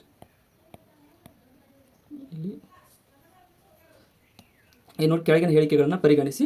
ಮೊದಲ ಹೇಳಿಕೆ ಏನು ಹೇಳುತ್ತೆ ಅಂತ ಅಂದರೆ ಅಸ್ತಿತ್ವದಲ್ಲಿರುವ ಭಾರತದ ಯಾವುದೇ ರಾಜ್ಯದ ಗಡಿಗಳನ್ನು ಬದಲಾಯಿಸಲು ಸಂಸತ್ತಿಗೆ ಅಧಿಕಾರವಿದೆ. ಇದು ಸರಿಯಾಗಿದೆ. ಯಾಕಂತಂದರೆ ಯಾವುದೇ ಒಂದು ನಮ್ಮ ಭಾರತದ ಗಡಿಯನ್ನು ಬದಲಾಯಿಸಬೇಕಂತಂದ್ರೆ 1ನೇ ವಿಧಿ ಪ್ರಕಾರ ಅಥವಾ 2ನೇ ವಿಧಿ ಪ್ರಕಾರ ಪಾರ್ಲಿಮೆಂಟ್ನಲ್ಲಿ ಇದರ ನಿಶ್ಚಯವಾಗುತ್ತೆ. ಪಾರ್ಲಿಮೆಂಟ್ ಫೈನಲ್ ಆಗುತ್ತೆ. ಸೊ ಇಲ್ಲಿ ನೋಡಿ 2ನೇ ಹೇಳಿಕೆ ಏನು ಹೇಳುತ್ತೆ ಅಂದರೆ ಅಸ್ತಿತ್ವದಲ್ಲಿರುವ ಭಾರತದ ಯಾವುದೇ ರಾಜ್ಯ ಗಡಿಗಳ ಬದಲಾವಣೆಗೆ ಸಂಬಂಧಿಸಿದ ಮಸೂದೆಯನ್ನು ರಾಷ್ಟ್ರಪತಿಗಳ ಪೂರ್ವ ಶಿಫಾರಸಿನೊಂದಿಗೆ ರಾಜ್ಯಸಭೆಯಲ್ಲಿ ಮಾತ್ರ ಪರಿಚಯಿಸಬಹುದು. ಇದು ತಪ್ಪು ನೋಡಿ. ಯಾಕಂತಂದರೆ ಇದಕ್ಕೆ ಜಂಟಿ ಆಗಬೇಕಾಗುತ್ತೆ. ಯಾವುದೋ ಒಂದು ಇದು ಸ್ಟಾರ್ಟ್ ಆಗಬೇಕಂತಂದ್ರೆ ಗಡಿ ಬದಲಾವಣೆ, ಅದಕ್ಕೋಸ್ಕರ ಪಾರ್ಲಿಮೆಂಟೇ ಬೇಕಾಗುತ್ತೆ. ಆಪ್ಷನ್ ಎ ಇಲ್ಲಿ ಸರಿಯಾಗಿದೆ, ಬಿ ತಪ್ಪು. ನೆಕ್ಸ್ಟ್, ಭಾರತೀಯ ಸಂವಿಧಾನದ ಯಾವ ಪಟ್ಟಿಯಲ್ಲಿ ಪೌರತ್ವವನ್ನು ಸೇರಿಸಲಾಗಿದೆ ಅಂತ ಕೇಳಿದರೆ ಸಿಟಿಜನ್ಶಿಪ್ ಯಾವ ಪಟ್ಟಿ ಒಳಗಡೆ ಇದೆ ಅಂತಂದರೆ ಯೂನಿಯನ್, ಸೆಂಟ್ರಲ್ಗೆ ಬರುತ್ತೆ ಮತ್ತು ಸ್ಟೇಟ್ಗೆ ಬರುತ್ತೆ. ಎರಡಕ್ಕೂ ಕೂಡಿಸಿ ಯೂನಿಯನ್ ಲಿಸ್ಟ್ನಲ್ಲಿ ಇಡಲಾಗಿದೆ. ಇದು ಎರಡನೇ ಭಾಗ. ಎಷ್ಟರಿಂದ ಎಷ್ಟು ವಿಧಿಗಳು ಹೇಳಿ ನೋಡೋಣ. 5ರಿಂದ 10ನೇ ವಿಧಿ. 10ನೇ ವಿಧಿಯವರೆಗೆ ಈ ಒಂದು ಪೌರತ್ವದ ಬಗ್ಗೆ ಹೇಳಲಾಗಿದೆ ನಮ್ಮ ಸಂವಿಧಾನದಲ್ಲಿ. ನೆಕ್ಸ್ಟ್, ಕಾನೂನಿನ ಯಾವುದೇ ಪ್ರಶ್ನೆಗೆ ಭಾರತದ ಸರ್ವೋಚ್ಚ ನ್ಯಾಯಾಲಯದ ಸಲಹೆಯ ಅಭಿಪ್ರಾಯವನ್ನು ಪಡೆಯುವ ಹಕ್ಕು ಯಾರಿಗೆ ಇದೆ ಅಂತ ಕೇಳಿದರೆ, ಸೊ ಇದು ರಾಷ್ಟ್ರಪತಿಯವರಿಗಿದೆ. ಏನಂತಂದರೆ 143ನೇ ವಿಧಿಯ ಪ್ರಕಾರ ರಾಷ್ಟ್ರಪತಿಯವರಿಗೆ ಯಾವುದೇ ಕಾನೂನಿನ ಅಭಿಪ್ರಾಯ ಸುಪ್ರೀಂ ಕೋರ್ಟಿಂದ ತಮಗೆ ಬೇಕಾದಂತಹ ಒಂದು ಸಲಹೆ ಅಥವಾ ಮಾಹಿತಿಯನ್ನು ರಾಷ್ಟ್ರಪತಿಯವರು ಪಡೆಯಬಹುದಾಗಿದೆ. 143ನೇ ವಿಧಿ ನೆನಪಿಟ್ಕೊಳ್ರಿ. ನೆಕ್ಸ್ಟ್, ಭಾರತದ ರಾಷ್ಟ್ರಪತಿ ಮತ್ತು ಉಪರಾಷ್ಟ್ರಪತಿಗಳ ಚುನಾವಣೆಗೆ ಸಂಬಂಧಿಸಿದ ವಿವಾದಗಳನ್ನು ಯಾರು ಮಾತ್ರ ನಿರ್ಧರಿಸಬಹುದು ಅಂತ ಕೇಳಿದರೆ, ಸೊ ಭಾರತದ ರಾಷ್ಟ್ರಪತಿ ಆಗಲಿ ಉಪರಾಷ್ಟ್ರಪತಿ ಆಗಲಿ ಅವರ ನಿರ್ಧಾರಗಳನ್ನು ಸುಪ್ರೀಂ ಕೋರ್ಟ್ ಮಾತ್ರ ಅಥಾರಿಟಿ ಇದೆ, ಅದನ್ನು ನಿರ್ಧರಿಸುವ ಅಧಿಕಾರ. ಯಾಕಂತಂದ್ರೆ ರಾಷ್ಟ್ರಪತಿಯವರು supreme first man of India ಅಂತ ಕರಿತೀವಿ, ಫಸ್ಟ್ ಮ್ಯಾನ್ ಆಫ್ ಇಂಡಿಯಾ. ಅದಕ್ಕೋಸ್ಕರನೇ ಅವರಿಗೇನೆ ಅಧಿಕಾರವಿರುತ್ತೆ, ಸುಪ್ರೀಂ ಕೋರ್ಟಿಗೆ ಮಾತ್ರ ಅಧಿಕಾರ ಇದೆ ಅವ್ರ ಮೇಲೆ ನಿರ್ಧಾರ ತಗೊಳ್ಳೋಕ್ಕೆ. ನೆಕ್ಸ್ಟ್, ಈ ಕೆಳಗಿನವುಗಳಲ್ಲಿ ಯಾವುದು ಕರ್ನಾಟಕ ರಾಜ್ಯ ಸರ್ಕಾರದ ಅಭಿವೃದ್ಧಿಯೇತರ ವೆಚ್ಚವಾಗಿದೆ ಅಂತ ಕೇಳಿದ್ದಾರೆ. ಅಂದರೆ ಅಭಿವೃದ್ಧಿಯೇತರ ವೆಚ್ಚ ಯಾವುದು ಅಂತಂದರೆ ಈ ಕೆಳಗಿನ ಸಾಮಾನ್ಯ ಸೇವೆ, ರಾಜ್ಯದ ಅಂಗಗಳು ಮತ್ತು ಹಣಕಾಸಿನ ಸೇವೆಗಳು, ಈ ಮೂರುಗಳು ಅಭಿವೃದ್ಧಿಯೇತರ ವೆಚ್ಚಗಳು ನಮ್ಮ ಕರ್ನಾಟಕದಲ್ಲಿ. ಆಪ್ಷನ್ ಡಿ ಸರಿಯಾಗಿದೆ. ನೆಕ್ಸ್ಟ್, ಇನ್ನು ಯಾವ ವರ್ಷದಲ್ಲಿ ಉಪಗ್ರಹ ಹೆಚ್ಚಿನ ವೇಗದ ಸಂವಹನ ಸೇವೆಗಳಿಗಾಗಿ ಅರ್ತ್ ಸ್ಟೇಷನ್ ಬೆಂಗಳೂರಿನಲ್ಲಿ ಸಾಫ್ಟ್ವೇರ್ ರಫ್ತಿಗೆ ಅನುಕೂಲವಾಗುವಂತೆ ಸ್ಥಾಪಿಸಲಾಯಿತು ಅಂತಂದರೆ 1992ರಲ್ಲಿ ಈ ಒಂದು ಬೆಂಗಳೂರಿನಲ್ಲಿ ಈ ಒಂದು ಅರ್ತ್ ಸ್ಟೇಷನ್ ಬೆಂಗಳೂರಿನಲ್ಲಿ ಸಾಫ್ಟ್ವೇರ್ ರಫ್ತಿಗೆ ಅನುಕೂಲವಾಗುವಂತೆ ಸ್ಥಾಪಿಸಲಾಗಿತ್ತು. ಅದಕ್ಕೋಸ್ಕರ ನಮ್ಮ ಬೆಂಗಳೂರು ಸಾಫ್ಟ್ವೇರ್ಗೆ ತುಂಬ ಪ್ರಾಮುಖ್ಯತೆ ಬಂದಿದೆ, ಸಾಫ್ಟ್ವೇರ್. ನೆಕ್ಸ್ಟ್, ರೈತರಿಗಾಗಿ ರೈತ ಸಂಜೀವಿನಿ ವಿಮಾ ಯೋಜನೆ ಜಾರಿಗೊಳಿಸಿದೆ. ಯಾವುದು ಅಂತಂದರೆ ಕರ್ನಾಟಕ ರಾಜ್ಯ ಕೃಷಿ ಮಾರುಕಟ್ಟೆ ಬೋರ್ಡ್ ಈ ಒಂದು ರೈತರಿಗಾಗಿ ರೈತ ಸಂಜೀವಿನಿ ವಿಮಾ ಯೋಜನೆಯನ್ನು ಜಾರಿಗೊಳಿಸಿದೆ. ನೆಕ್ಸ್ಟ್, ಕರ್ನಾಟಕದ ವಾಣಿಜ್ಯೋದ್ಯಮ ಅಭಿವೃದ್ಧಿ ಕೇಂದ್ರ ಬಡ್ತಿ ಪಡೆದ ಕರ್ನಾಟಕದ ಸರ್ಕಾರಿ ಕೈಗಾರಿಕೆ ಮತ್ತು ವಾಣಿಜ್ಯ ಇಲಾಖೆಯಿಂದ ರಚಿಸಲ್ಪಟ್ಟ ಸಂಸ್ಥೆ ಇಲ್ಲಿ ನೆಲೆಗೊಂಡಿದೆ ಅಂತ ಕೇಳಿದರೆ, ಸೊ ಇದು ಎಲ್ಲಿ ಅಂತಂದ್ರೆ ಧಾರವಾಡದಲ್ಲಿ ನೆಲೆಗೊಂಡಿದೆ. ಧಾರವಾಡದಲ್ಲಿ ಇದನ್ನು ಸ್ಥಾಪಿಸಲಾಗಿದೆ. ಆಪ್ಷನ್ ಎ ಸರಿಯಾಗಿದೆ. ನೆಕ್ಸ್ಟ್, ರಾಷ್ಟ್ರೀಯ ಅಪರಾಧ ದಾಖಲೆಗಳ ಬ್ಯೂರೋ NCRB ಅಂತ ಏನು ಕರಿತೀವಲ್ಲ, national crime records of bureau ಯಾವ ಕೇಂದ್ರ ಸಚಿವಾಲಯದ ಅಡಿಯಲ್ಲಿ ಕಾರ್ಯವನ್ನು ನಿರ್ವಹಿಸುತ್ತದೆ ಅಂತ ಅಂದರೆ ಕ್ರೈಮ್ ರೆಕಾರ್ಡ್ಸ್ ಬ್ಯೂರೋ ನಿರ್ವಹಿಸುವುದು ಗೃಹ ವ್ಯವಹಾರಗಳ ಸಚಿವಾಲಯದ ಅಡಿಯಲ್ಲಿ ಇದು ಕಾರ್ಯವನ್ನು ನಿರ್ವಹಿಸುತ್ತದೆ. ನೆಕ್ಸ್ಟ್, ಬಂಗಾಳಕೊಲ್ಲಿ ಮತ್ತು ಅರೇಬಿಯನ್ ಸಮುದ್ರದಲ್ಲಿನ ಉಷ್ಣವಲಯದ ಚಂಡಮಾರುತಗಳ ಹೆಸರುಗಳನ್ನು ಆಯ್ಕೆ ಮಾಡುವವರು ಯಾರು ಅಂತ ಕೇಳಿದರೆ, ಸೊ ಇದು ನೋಡಿ, ಈ ಚಂಡಮಾರುತಗಳ ಹೆಸರುಗಳನ್ನು ಆಯ್ಕೆ ಮಾಡೋದಕ್ಕೆ ವಿವಿಧ ದೇಶಗಳ ಸಲಹೆ ಮೇರೆಗೆ ಅಥಾರಿಟಿ ಇದೆ. ಅವು ಯಾವ ಸಲಹೆ ಮಾಡಿರ್ತವೋ ಆ ದೇಶದ ಮೂಲಕ ಈ ಒಂದು ಹೆಸರನ್ನು ಇಡಲಾಗುತ್ತದೆ. ನೆಕ್ಸ್ಟ್, ಜೆಮಿನಿ AI ಅನ್ನು ಯಾವ ಕಂಪನಿ ಅಭಿವೃದ್ಧಿಪಡಿಸಿದೆ ಅಂತ ಕೇಳಿದರೆ, ಸೊ AI ಅಂತ ಅಂದರೆ ಆರ್ಟಿಫಿಷಿಯಲ್ ಇಂಟೆಲಿಜೆನ್ಸ್ ಅಂತ ಏನು ಕರಿತೀವಲ್ಲ AI, ಸೊ ಇದನ್ನು ಜೆಮಿನಿ AI ಅನ್ನು ಗೂಗಲ್ ಸಂಸ್ಥೆ ಅಭಿವೃದ್ಧಿಪಡಿಸಿದೆ. ಓಪನ್ AI ಅನ್ನುವಂಥದ್ದನ್ನು ಯಾರು ಅಂತ ಅಂದರೆ ಸ್ಯಾಮ್ ಅಲ್ಟ್ಮನ್ ಮತ್ತು ಎಲಾನ್ ಮಸ್ಕ್ ಜಂಟಿಯಾಗಿ ಇದರ ಮಾಲೀಕತ್ವವನ್ನು ಹೊಂದಿದ್ದಾರೆ. ಓಪನ್ AI ಇದು ಭಾಳ ಇಂಪಾರ್ಟೆಂಟ್, ಯಾಕಂದರೆ ಫಸ್ಟ್ ಆರ್ಟಿಫಿಷಿಯಲ್ ಇಂಟೆಲಿಜೆನ್ಸ್ ಸ್ಥಾಪನೆ ಆದಂಥದ್ದು. ಮತ್ತು ಮೈಕ್ರೋಸಾಫ್ಟ್ ಬಿಲ್ ಗೇಟ್ಸ್ ಅವರಿಗೆ ಸಂಬಂಧಿಸಿದೆ. ಬಿಲ್ ಗೇಟ್ಸ್, ಟೆಸ್ಲಾ ಅನ್ನುವಂಥದ್ದು ಎಲಾನ್ ಮಸ್ಕ್. ಆಪ್ಷನ್ ಬಿ ಇಲ್ಲಿ ಗೂಗಲ್ ಸರಿಯಾಗುತ್ತೆ. ನೆಕ್ಸ್ಟ್, ಯುನೆಸ್ಕೋದ ಮಾನವೀಯತೆಯ ಅಮೂರ್ತ ಸಾಂಸ್ಕೃತಿಕ ಪರಂಪರೆ ಪಟ್ಟಿಯಲ್ಲಿ ಈ ಕೆಳಗಿನ ಯಾವುದನ್ನು ಇತ್ತೀಚೆಗೆ ಸೇರಿಸಲಾಗಿದೆ ಅಂತ ಕೇಳಿದರೆ, so UNESCO intangible cultural heritage site ಲಿಸ್ಟ್ನಲ್ಲಿ ಇತ್ತೀಚೆಗೆ ಯಾವುದನ್ನು ಸೇರಿಸಲಾಗಿದೆ ಅಂತಂದರೆ ಗರ್ಬಾ, ನಮ್ಮ ಗುಜರಾತ್ ರಾಜ್ಯದ ಸಾಂಸ್ಕೃತಿಕ ನೃತ್ಯವಾದ ಗರ್ಬಾ ನೃತ್ಯವನ್ನು ಇತ್ತೀಚೆಗೆ ಯುನೆಸ್ಕೋದ ಇಂಟ್ಯಾಂಜಿಬಲ್ ಕಲ್ಚರಲ್ ಹೆರಿಟೇಜ್ ICH ಅಂತ ಕರೀತಾರೆ, ಸೊ ಅದರಲ್ಲಿ ಸೇರಿಸಲಾಗಿದೆ. ನೆಕ್ಸ್ಟ್, ರೇಮಲ್ ಚಂಡಮಾರುತವು ರೂಪುಗೊಂಡಿದ್ದು ಇಲ್ಲಿ ಅಂತ ಕೇಳಿದ್ದಾರೆ. ಸೊ ರೇಮಲ್ ಅನ್ನುವಂಥ ಚಂಡಮಾರುತ ಇತ್ತೀಚೆಗೆ ಭಾಳ ಸುದ್ದಿ ಮಾಡಿತ್ತು. ಅದು ಬೇ ಆಫ್ ಬೆಂಗಾಲ್ನಲ್ಲಿ ರೂಪುಗೊಂಡಿತ್ತು. ಮತ್ತು ಇದನ್ನು ಹೆಸರಿಟ್ಟಿದ್ದ ದೇಶ ಯಾವುದಂದ್ರೆ ಒಮಾನ್ ದೇಶ. ನೋಡಿ, ಒಮಾನ್ ದೇಶ ಇದನ್ನು ರೇಮಲ್ ಚಂಡಮಾರುತ ಅಂತ ಹೆಸರಿಡ್ತು. ರೇಮಲ್ ಅಥವಾ ರಾಮಲ್ ಅಂತ ಕೂಡ ಕರೀತಾರೆ ಅವರು. ನೆಕ್ಸ್ಟ್,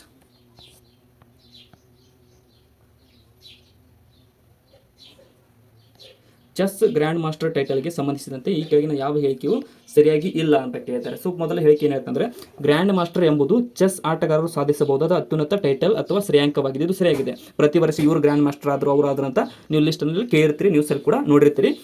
ಇನ್ನು ಬಿ, ಗ್ರ್ಯಾಂಡ್ ಮಾಸ್ಟರ್ ಪ್ರಶಸ್ತಿ ಮತ್ತು ಇತರ ಚೆಸ್ ಪ್ರಶಸ್ತಿಗಳನ್ನು ಇಂಟರ್ನ್ಯಾಷನಲ್ ಚೆಸ್ ಫೆಡರೇಷನ್ ಫಿಡೆ ಅಂತ ಅಂದರೆ ಇಂಟರ್ನ್ಯಾಷನಲ್ ಚೆಸ್ ಫೆಡರೇಷನ್ ಅಂತ ಏನು ಕರಿತೀವಲ್ಲ ಅದರ ವತಿಯಿಂದ ಇವರಿಗೆ ಗ್ರ್ಯಾಂಡ್ ಮಾಸ್ಟರ್ ಪ್ರಶಸ್ತಿಯನ್ನು ನೀಡಲಾಗುತ್ತದೆ. ಇನ್ನು ಮೂರನೇದು, ಈ ಟೈಟಲ್ ಆಟದ ಅತ್ಯುನ್ನತ ಗಣ್ಯತೆಯ ಬ್ಯಾಡ್ಜ್ ಆಗಿದೆ.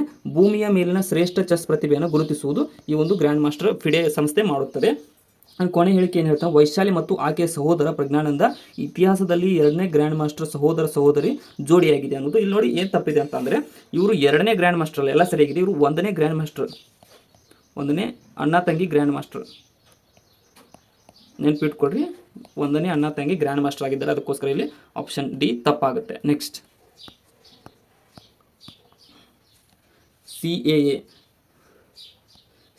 2019 ಕುರಿತು ಸಿಟಿಜನ್ಶಿಪ್ ಅಮೆಂಡ್ಮೆಂಟ್ ಆ್ಯಕ್ಟ್ ಅಂತ ಏನು ಕರಿತೀವಲ್ಲ ಹೇಳಿಕೆಗಳನ್ನು ಗಮನಿಸಿ ಸರಿಯಾದ ಉತ್ತರವನ್ನು ಉತ್ತರಿಸಿ ಅಂತ ಕೇಳಿದ್ದಾರೆ. So CAA citizenship hand writing ಸ್ವಲ್ಪ ಅಡ್ಜಸ್ಟ್ ಮಾಡಿಕೊಡ್ರಿ. Amendment act. ಸೊ ನೋಡಿ, ಇದು ಕೇವಲ 6 ಧರ್ಮಗಳಿಗೆ ಸೀಮಿತವಾಗಿದೆ. ಇದು ಸರಿಯಾಗಿದೆ, ಯಾಕಂತಂದರೆ 6 ಧರ್ಮಗಳಿಗೆ ಮಾತ್ರ ಇದು ಸೀಮಿತವಾಗಿತ್ತು. ಅದರ ಲಿಸ್ಟ್ ನಾನು ನೆಕ್ಸ್ಟ್ ವಿಡಿಯೋದಲ್ಲಿ ಬರ್ತೇನೆ.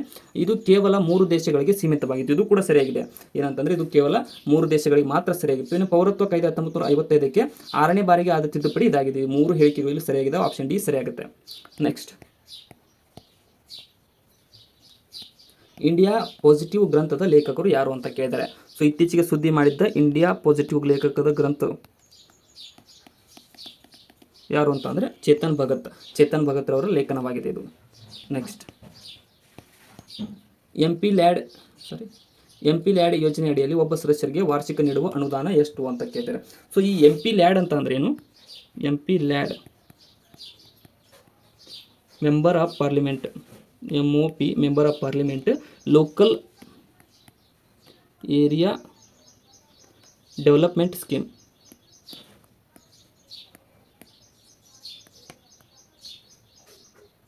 ಎಂ ಪಿ ಲ್ಯಾಡ್ಸ್ ಅಂತ ಕರಿತೀವಿ. ಸೊ ಇದು ಇಲ್ಲೊಂದು ಸ್ವಲ್ಪ ನೋಡ್ಕೊಡ್ರಿ. ಡೆವಲಪ್ಮೆಂಟ್ ನೀವು ಅಡ್ಜಸ್ಟ್ ಮಾಡ್ಕೊಂಡು ಬರ್ಕೋತೀರಿ ಅಂದ್ಕೊಂಡಿದ್ದೀನಿ. ಡೆವಲಪ್ಮೆಂಟ್ ಸ್ಕೀಮ್ ಆಗಿದೆ M P LAD full form. ಇದಕ್ಕೆ ಎಷ್ಟಂದ್ರೆ ಯಾವುದೇ ಒಬ್ಬ ಮಂತ್ರಿ ಎಂ ಪಿ ಅವರಿಗೆ ವಾರ್ಷಿಕವಾಗಿ 5 ಕೋಟಿ ಅನುದಾನವನ್ನು ಸೀಮಿತ ಇಡ್ತಾರೆ. ಸೊ ಅಷ್ಟು ಯೂಸ್ ಮಾಡ್ಕೊಳ್ಳಿ ಬಿಡಲಿ, ಒಟ್ಟು ಅವರ ಹೆಸರಿಗೆ ಅಥವಾ ಅವರು ಅಭಿವೃದ್ಧಿ ಪಡಿಸೋದಕ್ಕಾಗಿ 5 ಕೋಟಿ ಅನುದಾನವನ್ನು ನೀಡಲಾಗುತ್ತದೆ ಎಂ ಪಿ ಅವರಿಗೆ. ನೆಕ್ಸ್ಟ್, ಕಂಪ್ಯೂಟರ್ನಲ್ಲಿ ಬರೆದ ಕನ್ನಡ ಅಕ್ಷರಗಳನ್ನು ಮೊಬೈಲ್ನಲ್ಲಿ ಓದಲು ಸಾಧ್ಯವಾಗುತ್ತಿಲ್ಲ, ಕಾರಣ ಯಾಕೆ ಅಂತ ಕೇಳಿದ್ದಾರೆ. ಸೊ ಕಂಪ್ಯೂಟರ್ನಲ್ಲಿ ಬರೆದಿದ್ದು ಯುನಿಕ್ ಕೋಡ್ನಲ್ಲಿ ಬರೆದಿರುವುದಿಲ್ಲ, ಅದಕ್ಕೋಸ್ಕರ ಅದನ್ನು ಮೊಬೈಲ್ನಲ್ಲಿ ನಾವು ಓದೋದಕ್ಕೆ ಆಗಂಗಿಲ್ಲ. ಅದು ಕಂಪ್ಯೂಟರ್ ಲ್ಯಾಂಗ್ವೇಜ್ನಲ್ಲಿ ಬರೆಯಲಾಗಿರುತ್ತದೆ, ಅದಕ್ಕೋಸ್ಕರ ಮೊಬೈಲ್ನಲ್ಲಿ ನುಡಿ ತಂತ್ರಾಂಶ ಬರುವುದಿಲ್ಲ.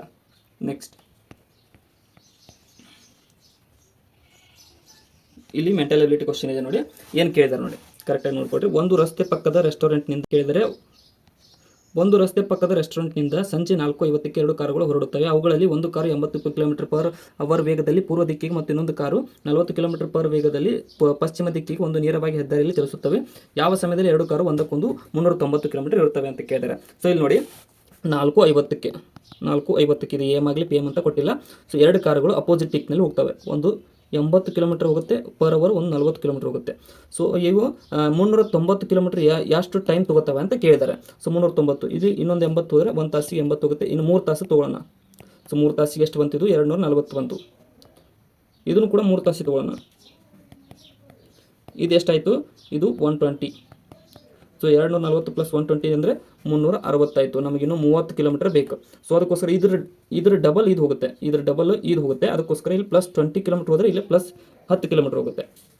ನಮ್ಮ 390 ಸಿಕ್ತು. ಸೊ 3 ತಾಸು ಎಷ್ಟಂತಂದರೆ 15 ನಿಮಿಷ. 20 km ಹೋಗ್ಬೇಕಂದ್ರೆ 15 ನಿಮಿಷ ತೊಗೊಳುತ್ತೆ. ಸೊ 1 ತಾಸಿಗೆ 60 / 4 ಮಾಡಿದರೆ 15 ನಿಮಿಷ ಸಿಗುತ್ತೆ. ಸೊ 3 ತಾಸು 15 ನಿಮಿಷದಲ್ಲಿ ಇದು 390 km ಹೋಗುತ್ತೆ. ಕಾರ 2 ಕೂಡಿಸಿ 390 km ಡಿಸ್ಟೆನ್ಸಿಗೆ ಹೋಗ್ತವೆ.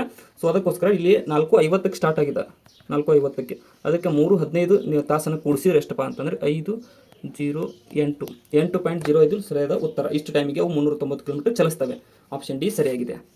ನೆಕ್ಸ್ಟ್, 7:30 2 ಮುಳುಗಳ ನಡುವಿನ ಒಳಕೋನ ಎಷ್ಟು ಅಂತ ಕೇಳಿದ್ರೆ. ಸೊ ಇದು ಗಡಿಯಾರದ ಪ್ರಶ್ನೆ. ಫಸ್ಟು ಒಂದು ಗಡಿಯಾರ ತೆಗೆದುಕೊಳ್ಳೋಣ. ಒಂದು ಗಡಿಯಾರ ತಗೊಂಡ್ವಿ. ಇಲ್ಲಿ ನೋಡಿ, ಇದರಲ್ಲಿ 4 ಇರ್ತವೆ. ಇಲ್ಲಿ 12, ಇಲ್ಲಿ 3, ಇಲ್ಲಿ 6 ಇರುತ್ತೆ, ಇಲ್ಲಿ 9 ಇರುತ್ತೆ.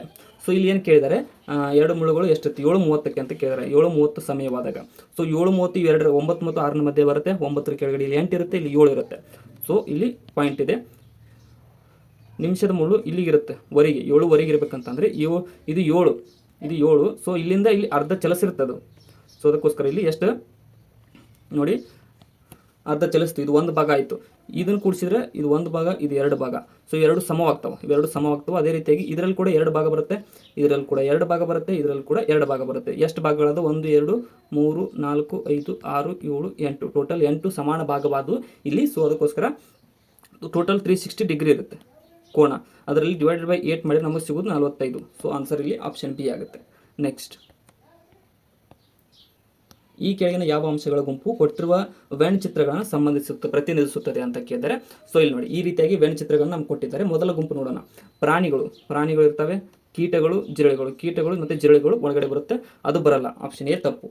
ಆಪ್ಷನ್ ಬಿ ನೋಡಿ, ಜೀವಿಗಳು, ಅದರೊಳಗಡೆ ಪ್ರಾಣಿಗಳು ಬರ್ತವೆ, ಸಸ್ಯಗಳು ಕೂಡ ಜೀವಿಗಳು, ಅದಕ್ಕೋಸ್ಕರ ಆಪ್ಷನ್ ಬಿನೂ ತಪ್ಪು. ಇನ್ನು ಸಿ, ಇದು ಖಂಡ, ಅದರೊಳಗಡೆ ದೇಶ ಬರುತ್ತೆ, ಅದರೊಳಗಡೆ ರಾಜ್ಯ ಬರುತ್ತೆ. ಅದಕ್ಕೋಸ್ಕರ ಆಪ್ಷನ್ ಸಿ ಕೂಡ ಸರಿ ಹೊಂದಂಗಿಲ್ಲ. ಇನ್ನು ಆಪ್ಷನ್ ಡಿ ನೋಡಿ, ಭಾರತ ಒಂದು ದೇಶ, ಸೊ ಅದರಲ್ಲಿ ಅಸ್ಸಾಂ ಒಂದು ರಾಜ್ಯ. ಇಲ್ಲಿ ನೇಪಾಳ ನೋಡಿ, ಇದು ಒಂದು ದೇಶ, ಬೇರೆ ದೇಶ. ಅದಕ್ಕೋಸ್ಕರ ಇಲ್ಲಿ ಆಪ್ಷನ್ ಡಿ ಸರಿ ಹೊಂದುತ್ತದೆ. ಆಪ್ಷನ್ ಡಿ ಸರಿಯಾಗಿದೆ ಉತ್ತರ. ನೆಕ್ಸ್ಟ್, ಒಂದು ರೈಲು ಎ ಇಂದ ಬಿಗೆ 20 km/h ವೇಗದಲ್ಲಿ ಮತ್ತು ಬಿ ಇಂದ ಎಗೆ 30 km/h ವೇಗದಲ್ಲಿ ಚಲಿಸಿದರೆ ಸರಾಸರಿ ವೇಗ ಎಷ್ಟು ಅಂತ ಕೇಳಿದ್ದಾರೆ. ಸೊ ಒಂದು ರೈಲ್ ಐತಿ, ಈ ಟೈಪ್ ಒಂದು ರೈಲ್ ಐತಿ. ಸೊ ಎ ಟು ಬಿ, ಎದಿಂದ ಬಿಗೆ ಹೋಗ್ಬೇಕಂತಂದ್ರೆ ಅದು ಎಷ್ಟು 20 km/h ಹೋಗುತ್ತೆ, 20 km/h. ಸೊ ಬಿದಿಂದ ಎಗೆ ಹೋಗ್ಬೇಕಂತ ಅಂದರೆ ಅದೆಷ್ಟು ತಗೊಳುತ್ತೆ, 30 km/h ಹೋಗುತ್ತೆ. ಸೊ ನಮಗೆ ಸರಾಸರಿ ಕೇಳಿದ್ದಾರೆ. ಸೊ 1 ಅವರ್ಗೆ ಹಿಡ್ಕೊಂಬಿಡೋಣ. 20 + 30 ಎಷ್ಟಾಗುತ್ತೆ ಅಂತಾರೆ 50/2 ಏನಂತ 25 km/h. ಇದು ಸರಿಯಾದಂಥ ಉತ್ತರ, ಆಪ್ಷನ್ ಸಿ ಸರಿಯಾಗುತ್ತೆ. ನೆಕ್ಸ್ಟ್, ಇಲ್ಲಿ ನೋಡಿ, ಲೀಡರ್ ಎಂಬ ಅಕ್ಷರಗಳ ಪದದಿಂದ ಎಷ್ಟು ಬಗೆಯ ಪದಗಳನ್ನು ಪರಿಗಣಿಸಬಹುದು ಅಥವಾ ರಚಿಸಬಹುದು ಅಂತ ಕೇಳಿದ್ದಾರೆ. ಸೊ ಇಲ್ಲಿ ನೋಡಿ, ಲೀಡರ್ ಇಲ್ಲಿ ಎಷ್ಟಿದಾವೆ, ಟೋಟಲ್ 6 ಲೆಟರ್ಸ್ ಇದಾವೆ. ಸೊ 6 ಲೆಟರ್ಸನ್ನು ಜೋಡಿಸಿ ಬರಬೇಕಂತ ಅಂದರೆ, ಬಟ್ ನಮ್ಗೆ ಇಲ್ಲಿ ಏನಿದೆ ಅಂತಂದ್ರೆ ಈ 2 ಸಲ ರಿಪೀಟ್ ಆಗಿದೆ. ಸೊ ಅದಕ್ಕೋಸ್ಕರ ಇಲ್ಲಿ 2 ಇದೆ. ಸೊ 6 ಇಷ್ಟು ಅಂತ ತೊಗೊಂಡ್ರೆ ನಮ್ಗೆ ಎಷ್ಟು ಬರುತ್ತೆ, 6 × 5 × 4 × 3 × 2 × 1. ಬಟ್ ನಮ್ಗೆ ಏನು ಪ್ರಾಬ್ಲಮ್ ಇದೆ ಅಂದರೆ ಈ 2 ಸಲ ಇದೆ, ಅದಕ್ಕೋಸ್ಕರ 2 × 1 ಆಗುತ್ತೆ, ಡಿವೈಡ್ ಬೈ ಮಾಡಬೇಕಾಗುತ್ತೆ. ಅದಕ್ಕೋಸ್ಕರ ಇಲ್ಲಿ ನೋಡಿ, ಇದು ಇಂಟು ಮಾಡಿದರೆ 720 ಬರುತ್ತೆ ಮೇಲಿಂದು, ಇಲ್ಲಿ 2 ಬರುತ್ತೆ, 360 ಆನ್ಸರ್. ಆಪ್ಷನ್ ಡಿ ಸರಿಯಾಗಿದೆ. ನೆಕ್ಸ್ಟ್ ಕ್ವಶನ್, ಈ ಸರಣಿಯನ್ನು ಪೂರ್ಣಗೊಳಿಸಿ ಅಂತ ಕೇಳಿದರೆ 2, 3, 5, 7, 11, 13 ಇವಾಗ ನೋಡ್ತಿದ್ದಂಗೆ ಗೊತ್ತಾಗುತ್ತೆ ಇಲ್ಲಿ ಅವಿಭಾಜ್ಯ ಅಂಕಗಳು ಅಂತ ಪ್ರೈಮ್ ನಂಬರ್ಸ್ ಕೇಳಿದರೆ ಇದರ ನೆಕ್ಸ್ಟ್ 17 ಬರುತ್ತೆ, ಅದಾದಮೇಲೆ 19 ಬರುತ್ತೆ. Option C ಸರಿಯಾಗುತ್ತೆ. ನೆಕ್ಸ್ಟ್, ಒಂದು ಸೇತುವೆಯ ಮೇಲೆ ಒಬ್ಬ ವ್ಯಕ್ತಿ ಗಂಟೆಗೆ 15 ಕಿಲೋಮೀಟರ್ಗಳಂತೆ ಸವಾರಿ ಮಾಡುತ್ತಿದ್ದಾನೆ. ಆ ಸೇತುವೆಯನ್ನು ದಾಟಲು ಆತ 5 ನಿಮಿಷಗಳ ಕಾಲ ತೆಗೆದುಕೊಂಡ್ರೆ ಸೇತುವೆ ಉದ್ದ ಎಷ್ಟು ಅಂತ ಕೇಳಿದರೆ, ಅಂದರೆ ಒಂದು ತಾಸಿಗೆ 15 ಕಿಲೋಮೀಟರ್ ನಡೀತಾನೆ, 15 ಕಿಲೋಮೀಟರ್. ಅದನ್ನು ಮೀಟ್ರಿಗೆ ಸಂಬಂಧ ಮಾಡಿದರೆ 15,000 ಮೀಟರ್ ಆಗುತ್ತೆ ಫಾರ್ 60 ಮಿನಿಟ್. ಸೊ ಇಲ್ಲಿ ಇಷ್ಟು 6 ನಿಮಿಷಕ್ಕೆ 15 ಅಂದರೆ 1.5 ಕಿಲೋಮೀಟರ್ ಹೋಗ್ತಾನೆ 6 ನಿಮಿಷಕ್ಕೆ. ಸೊ ನಮ್ಗೆ ಇಲ್ಲಿ ಏನು ಕೇಳಿದ್ರೆ 5 ನಿಮಿಷ ನಡೀತಾನೆ, 1500 1.5 ಕಿಲೋಮೀಟರ್ 6 ನಿಮಿಷಕ್ಕೆ ನಡೆದರೆ 5 ನಿಮಿಷದಲ್ಲಿ ಎಷ್ಟು ಕ್ರಮಿಸ್ಬೋದು ಅಂತ ಕೇಳಿದ್ದಾರೆ. ಸೊ ಇಲ್ಲಿ ನೋಡಿ ಎಷ್ಟಾಗುತ್ತೆ ಅಂತಂದರೆ, ಇಲ್ಲಿ 5 × 1500 7500 ಡಿವೈಡೆಡ್ ಬೈ 6 ಮಾಡಿದರೆ 1250 ಏನಪ್ಪ ಅಂತಂದರೆ ಮೀಟ್ರ್ ಹೋಗ್ತಾನೆ. ಇಲ್ಲಿ ಆಪ್ಷನ್ ಬಿ ಸರಿಯಾಗುತ್ತೆ. 5 ನಿಮಿಷಕ್ಕೆ 1250 ಮೀಟರ್ ಆ ಚಲಿಸ್ತಾನೆ. ಇದು ಬ್ರಿಡ್ಜ್ ಉದ್ದ ಕೂಡ 1250 ಮೀಟರ್ ಇರುತ್ತದೆ. ನೆಕ್ಸ್ಟ್, ಈ ಕೆಳಕಂಡ ಯಾವ ಭೂಖಂಡಗಳು ಕನ್ನಡಿಯ ಪ್ರತಿಬಿಂಬದಂತಿವೆ ಅಂತ ಕೇಳಿದರೆ, ಅಂದರೆ ಅವುಗಳನ್ನು ನೋಡಿದಾಗ ಒಂದಕ್ಕೊಂದು ಹೋಲಿಕೆ ಆಗ್ತವೆ. ಕನ್ನಡಿಯಲ್ಲಿ ಹೆಂಗೆ ಅಪೋಸಿಟ್ ನೋಡಿದಾಗ ಹೆಂಗೆ ಕಾಣುತ್ತೋ ಆ ರೀತಿಯಾಗಿ ಕಾಣ್ತವೆ ಅಂತಂದ್ರೆ ದಕ್ಷಿಣ ಅಮೆರಿಕ ಮತ್ತು ಆಫ್ರಿಕಾ. ದಕ್ಷಿಣ ಅಮೆರಿಕ ಯಾವ ಟೈಪ್ ಇದೆ ಅಂದರೆ ಒಂದು ಅಂದಾಜು ಮೇಲೆ ಈ ಟೈಪ್ ಇದೆ. ಸೊ ಆಫ್ರಿಕಾ ಯಾವ ಟೈಪ್ ಇದೆ ಅಂತಂದರೆ, ಸಾರಿ ನನಗೆ ತೆಗಿಯೋಕೆ ಬರ್ತಾ ಇಲ್ಲ, ಬಟ್ ದಕ್ಷಿಣ ಅಮೆರಿಕ ಮತ್ತು ಆಫ್ರಿಕಾ ಎರಡೂ ಕೂಡ ಕನ್ನಡಿಯಂತೆ ಕಾಣ್ತವೆ. ನನಗೆ ಇಮ್ಯಾಜಿನೇಷನ್ ಹೊಡೆದಿದೆ, ಅದು ಬಟ್ ತೆಗಿಯೋಕೆ ಆಗ್ತಾ ಇಲ್ಲ. ನೆಕ್ಸ್ಟ್ ಕ್ವಶನ್, ನೀವು ಬೇಕಾದ್ರೆ ಮ್ಯಾಪ್ ಇದ್ದರೆ ನೋಡ್ಕೊಡ್ರಿ. ಇನ್ನು ಕೆಳಗಿನ ಯಾವ ಸಾಗರವು ಭೂಕವಚದ ಪದರದ ಚಲನೆಯಿಂದ ವಿಸ್ತರಣೆ ಆಗುತ್ತಿದೆ ಅಂತ ಕೇಳಿದರೆ, ಸೊ ಇದು ಅಟ್ಲಾಂಟಿಕ್ ಸಾಗರ. ನೋಡಿ, ಅಟ್ಲಾಂಟಿಕ್ ಸಾಗರ ಇಂದಿಗೂ ಕೂಡ ವಿಸ್ತರಣೆ ಆಗುತ್ತಾ ಹೋಗ್ತಾ ಇದೆ ಭೂಕವಚದ ಚಲನೆಯಿಂದ. ನೆಕ್ಸ್ಟ್, ಡೋಪಿಂಗ್ ಪದವು ಅತ್ಯಂತ ಹೆಚ್ಚು ಬಳಕೆಯಲ್ಲಿರುವುದು ಎಲ್ಲಿ ಅಂತ ಕೇಳಿದರೆ, ಸೊ ಡೋಪಿಂಗ್ ಅಂತಂದರೆ ಡ್ರಗ್ಸ್. ಯಾವುದೇ ಒಂದು ಕೆಲಸ ಮಾಡಬೇಕಾದ್ರೆ ಡ್ರಗ್ಸ್ ತಗೋತಾರೆ. ಸೊ ಅದು ಎಲ್ಲಿ ಅಂತಂದರೆ ಕ್ರೀಡೆಯಲ್ಲಿ ಒಂದು ಏನಂತಂದರೆ ಕ್ರಿಮಿನಲ್ ಕೇಸ್ ಮಾಡೋ ಸಲುವಾಗಿ ಈ ರೀತಿಯಾಗಿ ಗೆಲ್ಲಬೇಕಂತ ಡೋಪಿಂಗ್ ಮಾಡ್ಕೊತಾರೆ ಸ್ಪೋರ್ಟ್ಸ್ಮನ್ಗಳು, ಅದನ್ನು ಕಂಡುಹಿಡಿಯಲಾಗುತ್ತದೆ. ಅದಕ್ಕೋಸ್ಕರ ಇದು ಕ್ರೀಡೆಯಲ್ಲಿ ಬಳಸ್ತಾರೆ. ನೆಕ್ಸ್ಟ್, ನಮ್ಮ ಸೆಲ್ಫೋನ್ ಕಾರ್ಯನಿರ್ವಹಿಸಲು ಬಳಕೆಯಾಗುವ ತರಂಗಗಳು ಯಾವುದು ಅಂತ ಕೇಳಿದರೆ, ಸೊ ನಮ್ಮ ಸೆಲ್ಫೋನ್ನಲ್ಲಿ ಸೂಕ್ಷ್ಮ ತರಂಗಗಳು ಮೈಕ್ರೋವೇವ್ಸ್ ಬಳಸಿ ಕಾರ್ಯವನ್ನು ನಿರ್ವಹಿಸಲಾಗುತ್ತದೆ. ನೆಕ್ಸ್ಟ್,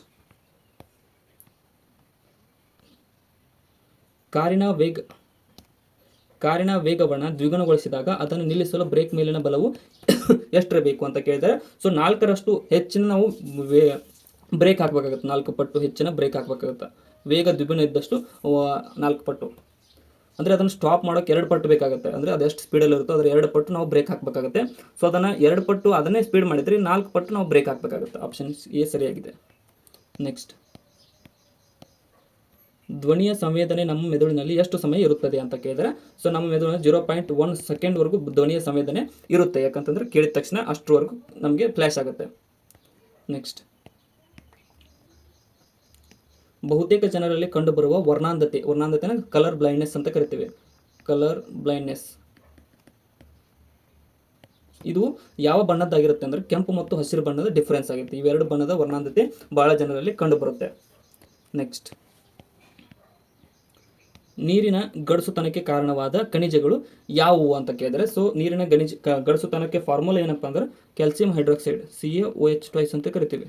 ಸೊ ಕ್ಯಾಲ್ಸಿಯಂ ಹೈಡ್ರಾಕ್ಸೈಡ್ ಈ ಗಡಸುತನಕ್ಕೆ ಕಾರಣವಾದಂಥದ್ದು ಆಪ್ಷನ್ ಎ. ಕ್ಯಾಲ್ಸಿಯಂ ಮತ್ತು ಮೆಗ್ನೀಷಿಯಂ ಎರಡು ಖನಿಜಗಳು ನೀರಿನ ಗಡಸುತನಕ್ಕೆ ಕಾರಣವಾಗುತ್ತವೆ. ನೆಕ್ಸ್ಟ್, TNT ಎಂಬುದು ಒಂದು ಸ್ಫೋಟಕವಾಗಿದ್ದು TNTಯ ಫುಲ್ ಫಾರ್ಮ್ ಏನಂತ ಕೇಳಿದರೆ, ಸೊ ಇಲ್ಲಿ ನೋಡಿ ಆಪ್ಷನ್ ಎ ಟ್ರೈನೈಟ್ರೇಟೋ ಲಿಯೋನ್ ಅನ್ನುವಂಥದ್ದು TNTಯ ಫುಲ್ ಫಾರ್ಮ್ ಆಗಿದೆ. ನೆನ್ಪಿಟ್ಕೊಡಿ, ಇದನ್ನು ಭಾಳ ಸಲ ಕೇಳಿದ್ದಾರೆ. ನೆಕ್ಸ್ಟ್, ಗೋಧಿಯಲ್ಲಿ ಕಂಡುಬರುವ ಆಮ್ಲ ಯಾವುದು ಅಂತ ಕೇಳಿದ್ದಾರೆ. ನೋಡಿ, ಈ ಗೋಧಿಯಲ್ಲಿ ಕಂಡುಬರ್ತಕ್ಕಂಥದ್ದು ಗ್ಲುಟಾಮಿಕ್ ಆಸಿಡ್ ಬರುತ್ತೆ. ಗ್ಲುಟಾಮಿಕ್ ಆಸಿಡ್ ಗೋಧಿಯಲ್ಲಿ ಬರುತ್ತೆ. ಫೋಲಿಕ್ ಆಮ್ಲ ಅನ್ನುವಂಥದ್ದು ಎಲ್ಲಿ ಬರುತ್ತೆ ಅಂದರೆ ವೆಜಿಟೇಬಲ್ಸ್, ತರಕಾರಿಗಳಲ್ಲಿ ಕಂಡುಬರುತ್ತೆ, ತರಕಾರಿ. ಇನ್ನು ಫಾರ್ಮಿಕ್ ಆಸಿಡ್ ಎಲ್ಲಿ ಬರುತ್ತೆ ಅಂದರೆ ಇರುವೆ, ಆ್ಯಂಟ್ನಲ್ಲಿ ಕಂಡುಬರುತ್ತೆ. ಬೆಂಜೋಯಿಕ್ ಆಸಿಡ್ ಎಲ್ಲಿ ಕಂಡುಬರುತ್ತಪ್ಪ ಅಂತ ಅಂದರೆ ಇದು ಭಾಳ ಕಡೆ ಕಂಡುಬರುತ್ತೆ. ಮೇನ್ ಆಗಿ ಇದು ಕೂಡ ತರಕಾರಿನಲ್ಲಿ ಕಂಡುಬರುತ್ತೆ, ಬೆಂಜೋಯಿಕ್ ಆಸಿಡ್. ಸೊ ಇಲ್ಲಿ ಆಪ್ಷನ್ ಎ ಸರಿಯಾಗಿದೆ. ನೆಕ್ಸ್ಟ್, ಈ ಕೆಳಗಿನವುಗಳಲ್ಲಿ ಯುರೇನಿಯಂ ಅದಿರು ಯಾವುದು ಅಂತ ಕೇಳಿದ್ದಾರೆ. ಸೊ ಈ ಕೆಳಗಿನವುಗಳಲ್ಲಿ ಯುರೇನಿಯಂನ ಅದಿರು ಯಾವುದು ಅಂತಂದರೆ ಪಿಚ್ ಬ್ಲೆಂಡ್, ಆಪ್ಷನ್ ಡಿ ಸರಿಯಾಗುತ್ತೆ. ಇದು ಯುರೇನಿಯಂ ಅದಿರಾಗಿದೆ. ಇನ್ನು ಕ್ಯಾಸಿಟ್ರೇಟ್ ಅನ್ನುವಂಥದ್ದು ಟಿನ್ನ ಅದಿರಾಗಿದೆ, ಟಿನ್. ಇನ್ನು ಸಿನಬಾರ್ ಮರ್ಕ್ಯೂರಿ ಅದಿರು. ಕ್ರೋಮೇಟ್ ಅನ್ನುವಂಥದ್ದು ಕ್ರೋಮಿನ್ದ ಅದಿರು, ಕ್ರೋಮೇಟ್. ಐರನ್ ಕೂಡ ಬರುತ್ತೆ ಇದ್ರೊಳಗಡೆ, ಐರನ್. ಸೊ ಇಲ್ಲಿ ಆಪ್ಷನ್ ಡಿ ಪಿಚ್ ಬ್ಲೆಂಡ್. ಇದು ಏನೋ ಯುರೇನಿಯಂ ಅದಿರು ಯಾವುದೊಂದು ಪಿಚ್ ಬ್ಲೆಂಡ್ ಆಗಿದೆ. ನೆಕ್ಸ್ಟ್, ಎಲೆಕ್ಟ್ರಿಕ್ ಬಲ್ಬ್ಗಳಿರುವ ಜಡ ಅನಿಲ ಯಾವುದು ಅಂತ ಕೇಳಿದರೆ, ಸೊ ಎಲೆಕ್ಟ್ರಿಕ್ ಬಲ್ಬ್ಗಳಲ್ಲಿ ಆರ್ಗಾನ್ ಅನ್ನು ಬಳಸಲಾಗುತ್ತದೆ, ಆಪ್ಷನ್ ಎ ಸರಿಯಾಗಿದೆ. ನೆಕ್ಸ್ಟ್, ಜಲಜನಕದ ಸಮಸ್ಥಾನಿಗಳು ಐಸೋಟೋಪ್ಸ್ ಆಫ್ ಹೈಡ್ರೋಜನ್ ಸಾರ ಅಂತ ಕೇಳಿದರೆ, ಸೊ ಪ್ರೋಟಿಯಮ್, ಡ್ಯೂಟೇರಿಯಂ ಮತ್ತು ಟ್ರಿಟಿಯಂ ಇವೆಲ್ಲವುಗಳು ಜಲಜನಕದ ಇದು ಏನು ಐಸೋಟೋಪ್ಸ್ಗಳಾಗಿವೆ, ಆಪ್ಷನ್ ಡಿ ಸರಿಯಾಗುತ್ತೆ. ನೆಕ್ಸ್ಟ್, ಬ್ರೌನ್ ಶುಗರ್ ಎಂಬುದು ಏನು ಅಂತ ಕೇಳಿದರೆ, ಸೊ ಇದೊಂದು ಮಾದಕ ದ್ರವ್ಯವಾಗಿದೆ, ಡ್ರಗ್ ಅಂತ ಕರಿತೀವಿ ಬ್ರೌನ್ ಶುಗರ್ ಅನ್ನುವಂಥದ್ದು. ಜಾಗ್ರಿ ಬೆಲ್ಲ ಅಲ್ಲ, ನಾಟ್ ಅ ಬೆಲ್ಲ. ಸೊ ಇದು ಡ್ರಗ್ ಆಗಿದೆ. ನೆಕ್ಸ್ಟ್, ಬ್ಯಾಕ್ಟೀರಿಯಾಗಳ ಕೋಶಭಿತ್ತಿ ಮಾಡಲ್ಪಟ್ಟಿರುವುದು ಯಾವುದರಿಂದ ಅಂತ ಕೇಳಿದರೆ, ಸೊ ಬ್ಯಾಕ್ಟೀರಿಯಾದ ಕೋಶಭಿತ್ತಿಯನ್ನು ಮಾಡಲ್ಪಟ್ಟಿರುವುದು ಪೆಪ್ಟಿಡೋ ಗ್ಲೈಕಾನ್ ಮೂಲಕ ಬ್ಯಾಕ್ಟೀರಿಯಾದ ಕೋಶಭಿತ್ತಿಯು ಮಾಡಲ್ಪಟ್ಟಿರುತ್ತದೆ. ಸೊ ಅದಕ್ಕೋಸ್ಕರ ಇವತ್ತಿನ ನಮ್ಮ ಕ್ವಶನ್ ಪೇಪರ್ ಡಿಸ್ಕಷನ್ ಮುಕ್ತಾಯಗೊಂಡಿದೆ. ಕೊನೆವರೆಗೂ ನೋಡಿದ್ದಕ್ಕೆ ಎಲ್ರಿಗೂ ಧನ್ಯವಾದಗಳು. ಮತ್ತು ಹೊಸದಾಗಿ ಬಂದಿರೋರು ಚಾನಲ್ಗೆ ಸಬ್ಸ್ಕ್ರೈಬ್ ಮಾಡಿಕೊಡ್ರಿ. ವಿಡಿಯೋನ ಆದಷ್ಟು ನಿಮ್ಮ ಫ್ರೆಂಡ್ಸ್ಗೆ ಶೇರ್ ಮಾಡಿ. ಏನಂತಂದರೆ ಡಿಸ್ಕ್ರಿಪ್ಷನ್ ಒಳಗಡೆ ನಮ್ಮ ಚಾನಲ್ನ ಇನ್ಸ್ಟಾ ಟೆಲಿಗ್ರಾಮ್, ಥ್ರೆಡ್ಸ್, ವಾಟ್ಸಪ್ ಇವೆಲ್ಲದರ ಲಿಂಕ್ಗಳಿದಾವೆ, ಅವುಗಳನ್ನು ಕೂಡ ಫಾಲೋ ಮಾಡಿಕೊಡಿ. ಡೈಲಿ ನಮ್ಮ ಈ ಚಾನಲ್ದಲ್ಲಿ ಕರೆಂಟ್ ಅಫೇರ್ ವಿಡಿಯೋ ಕೂಡ ಬರ್ತಾ ಇರುತ್ತೆ, ಅದನ್ನು ಕೂಡ ನೋಡ್ತಾ ಇರಿ. Current affairs. Thank you so much.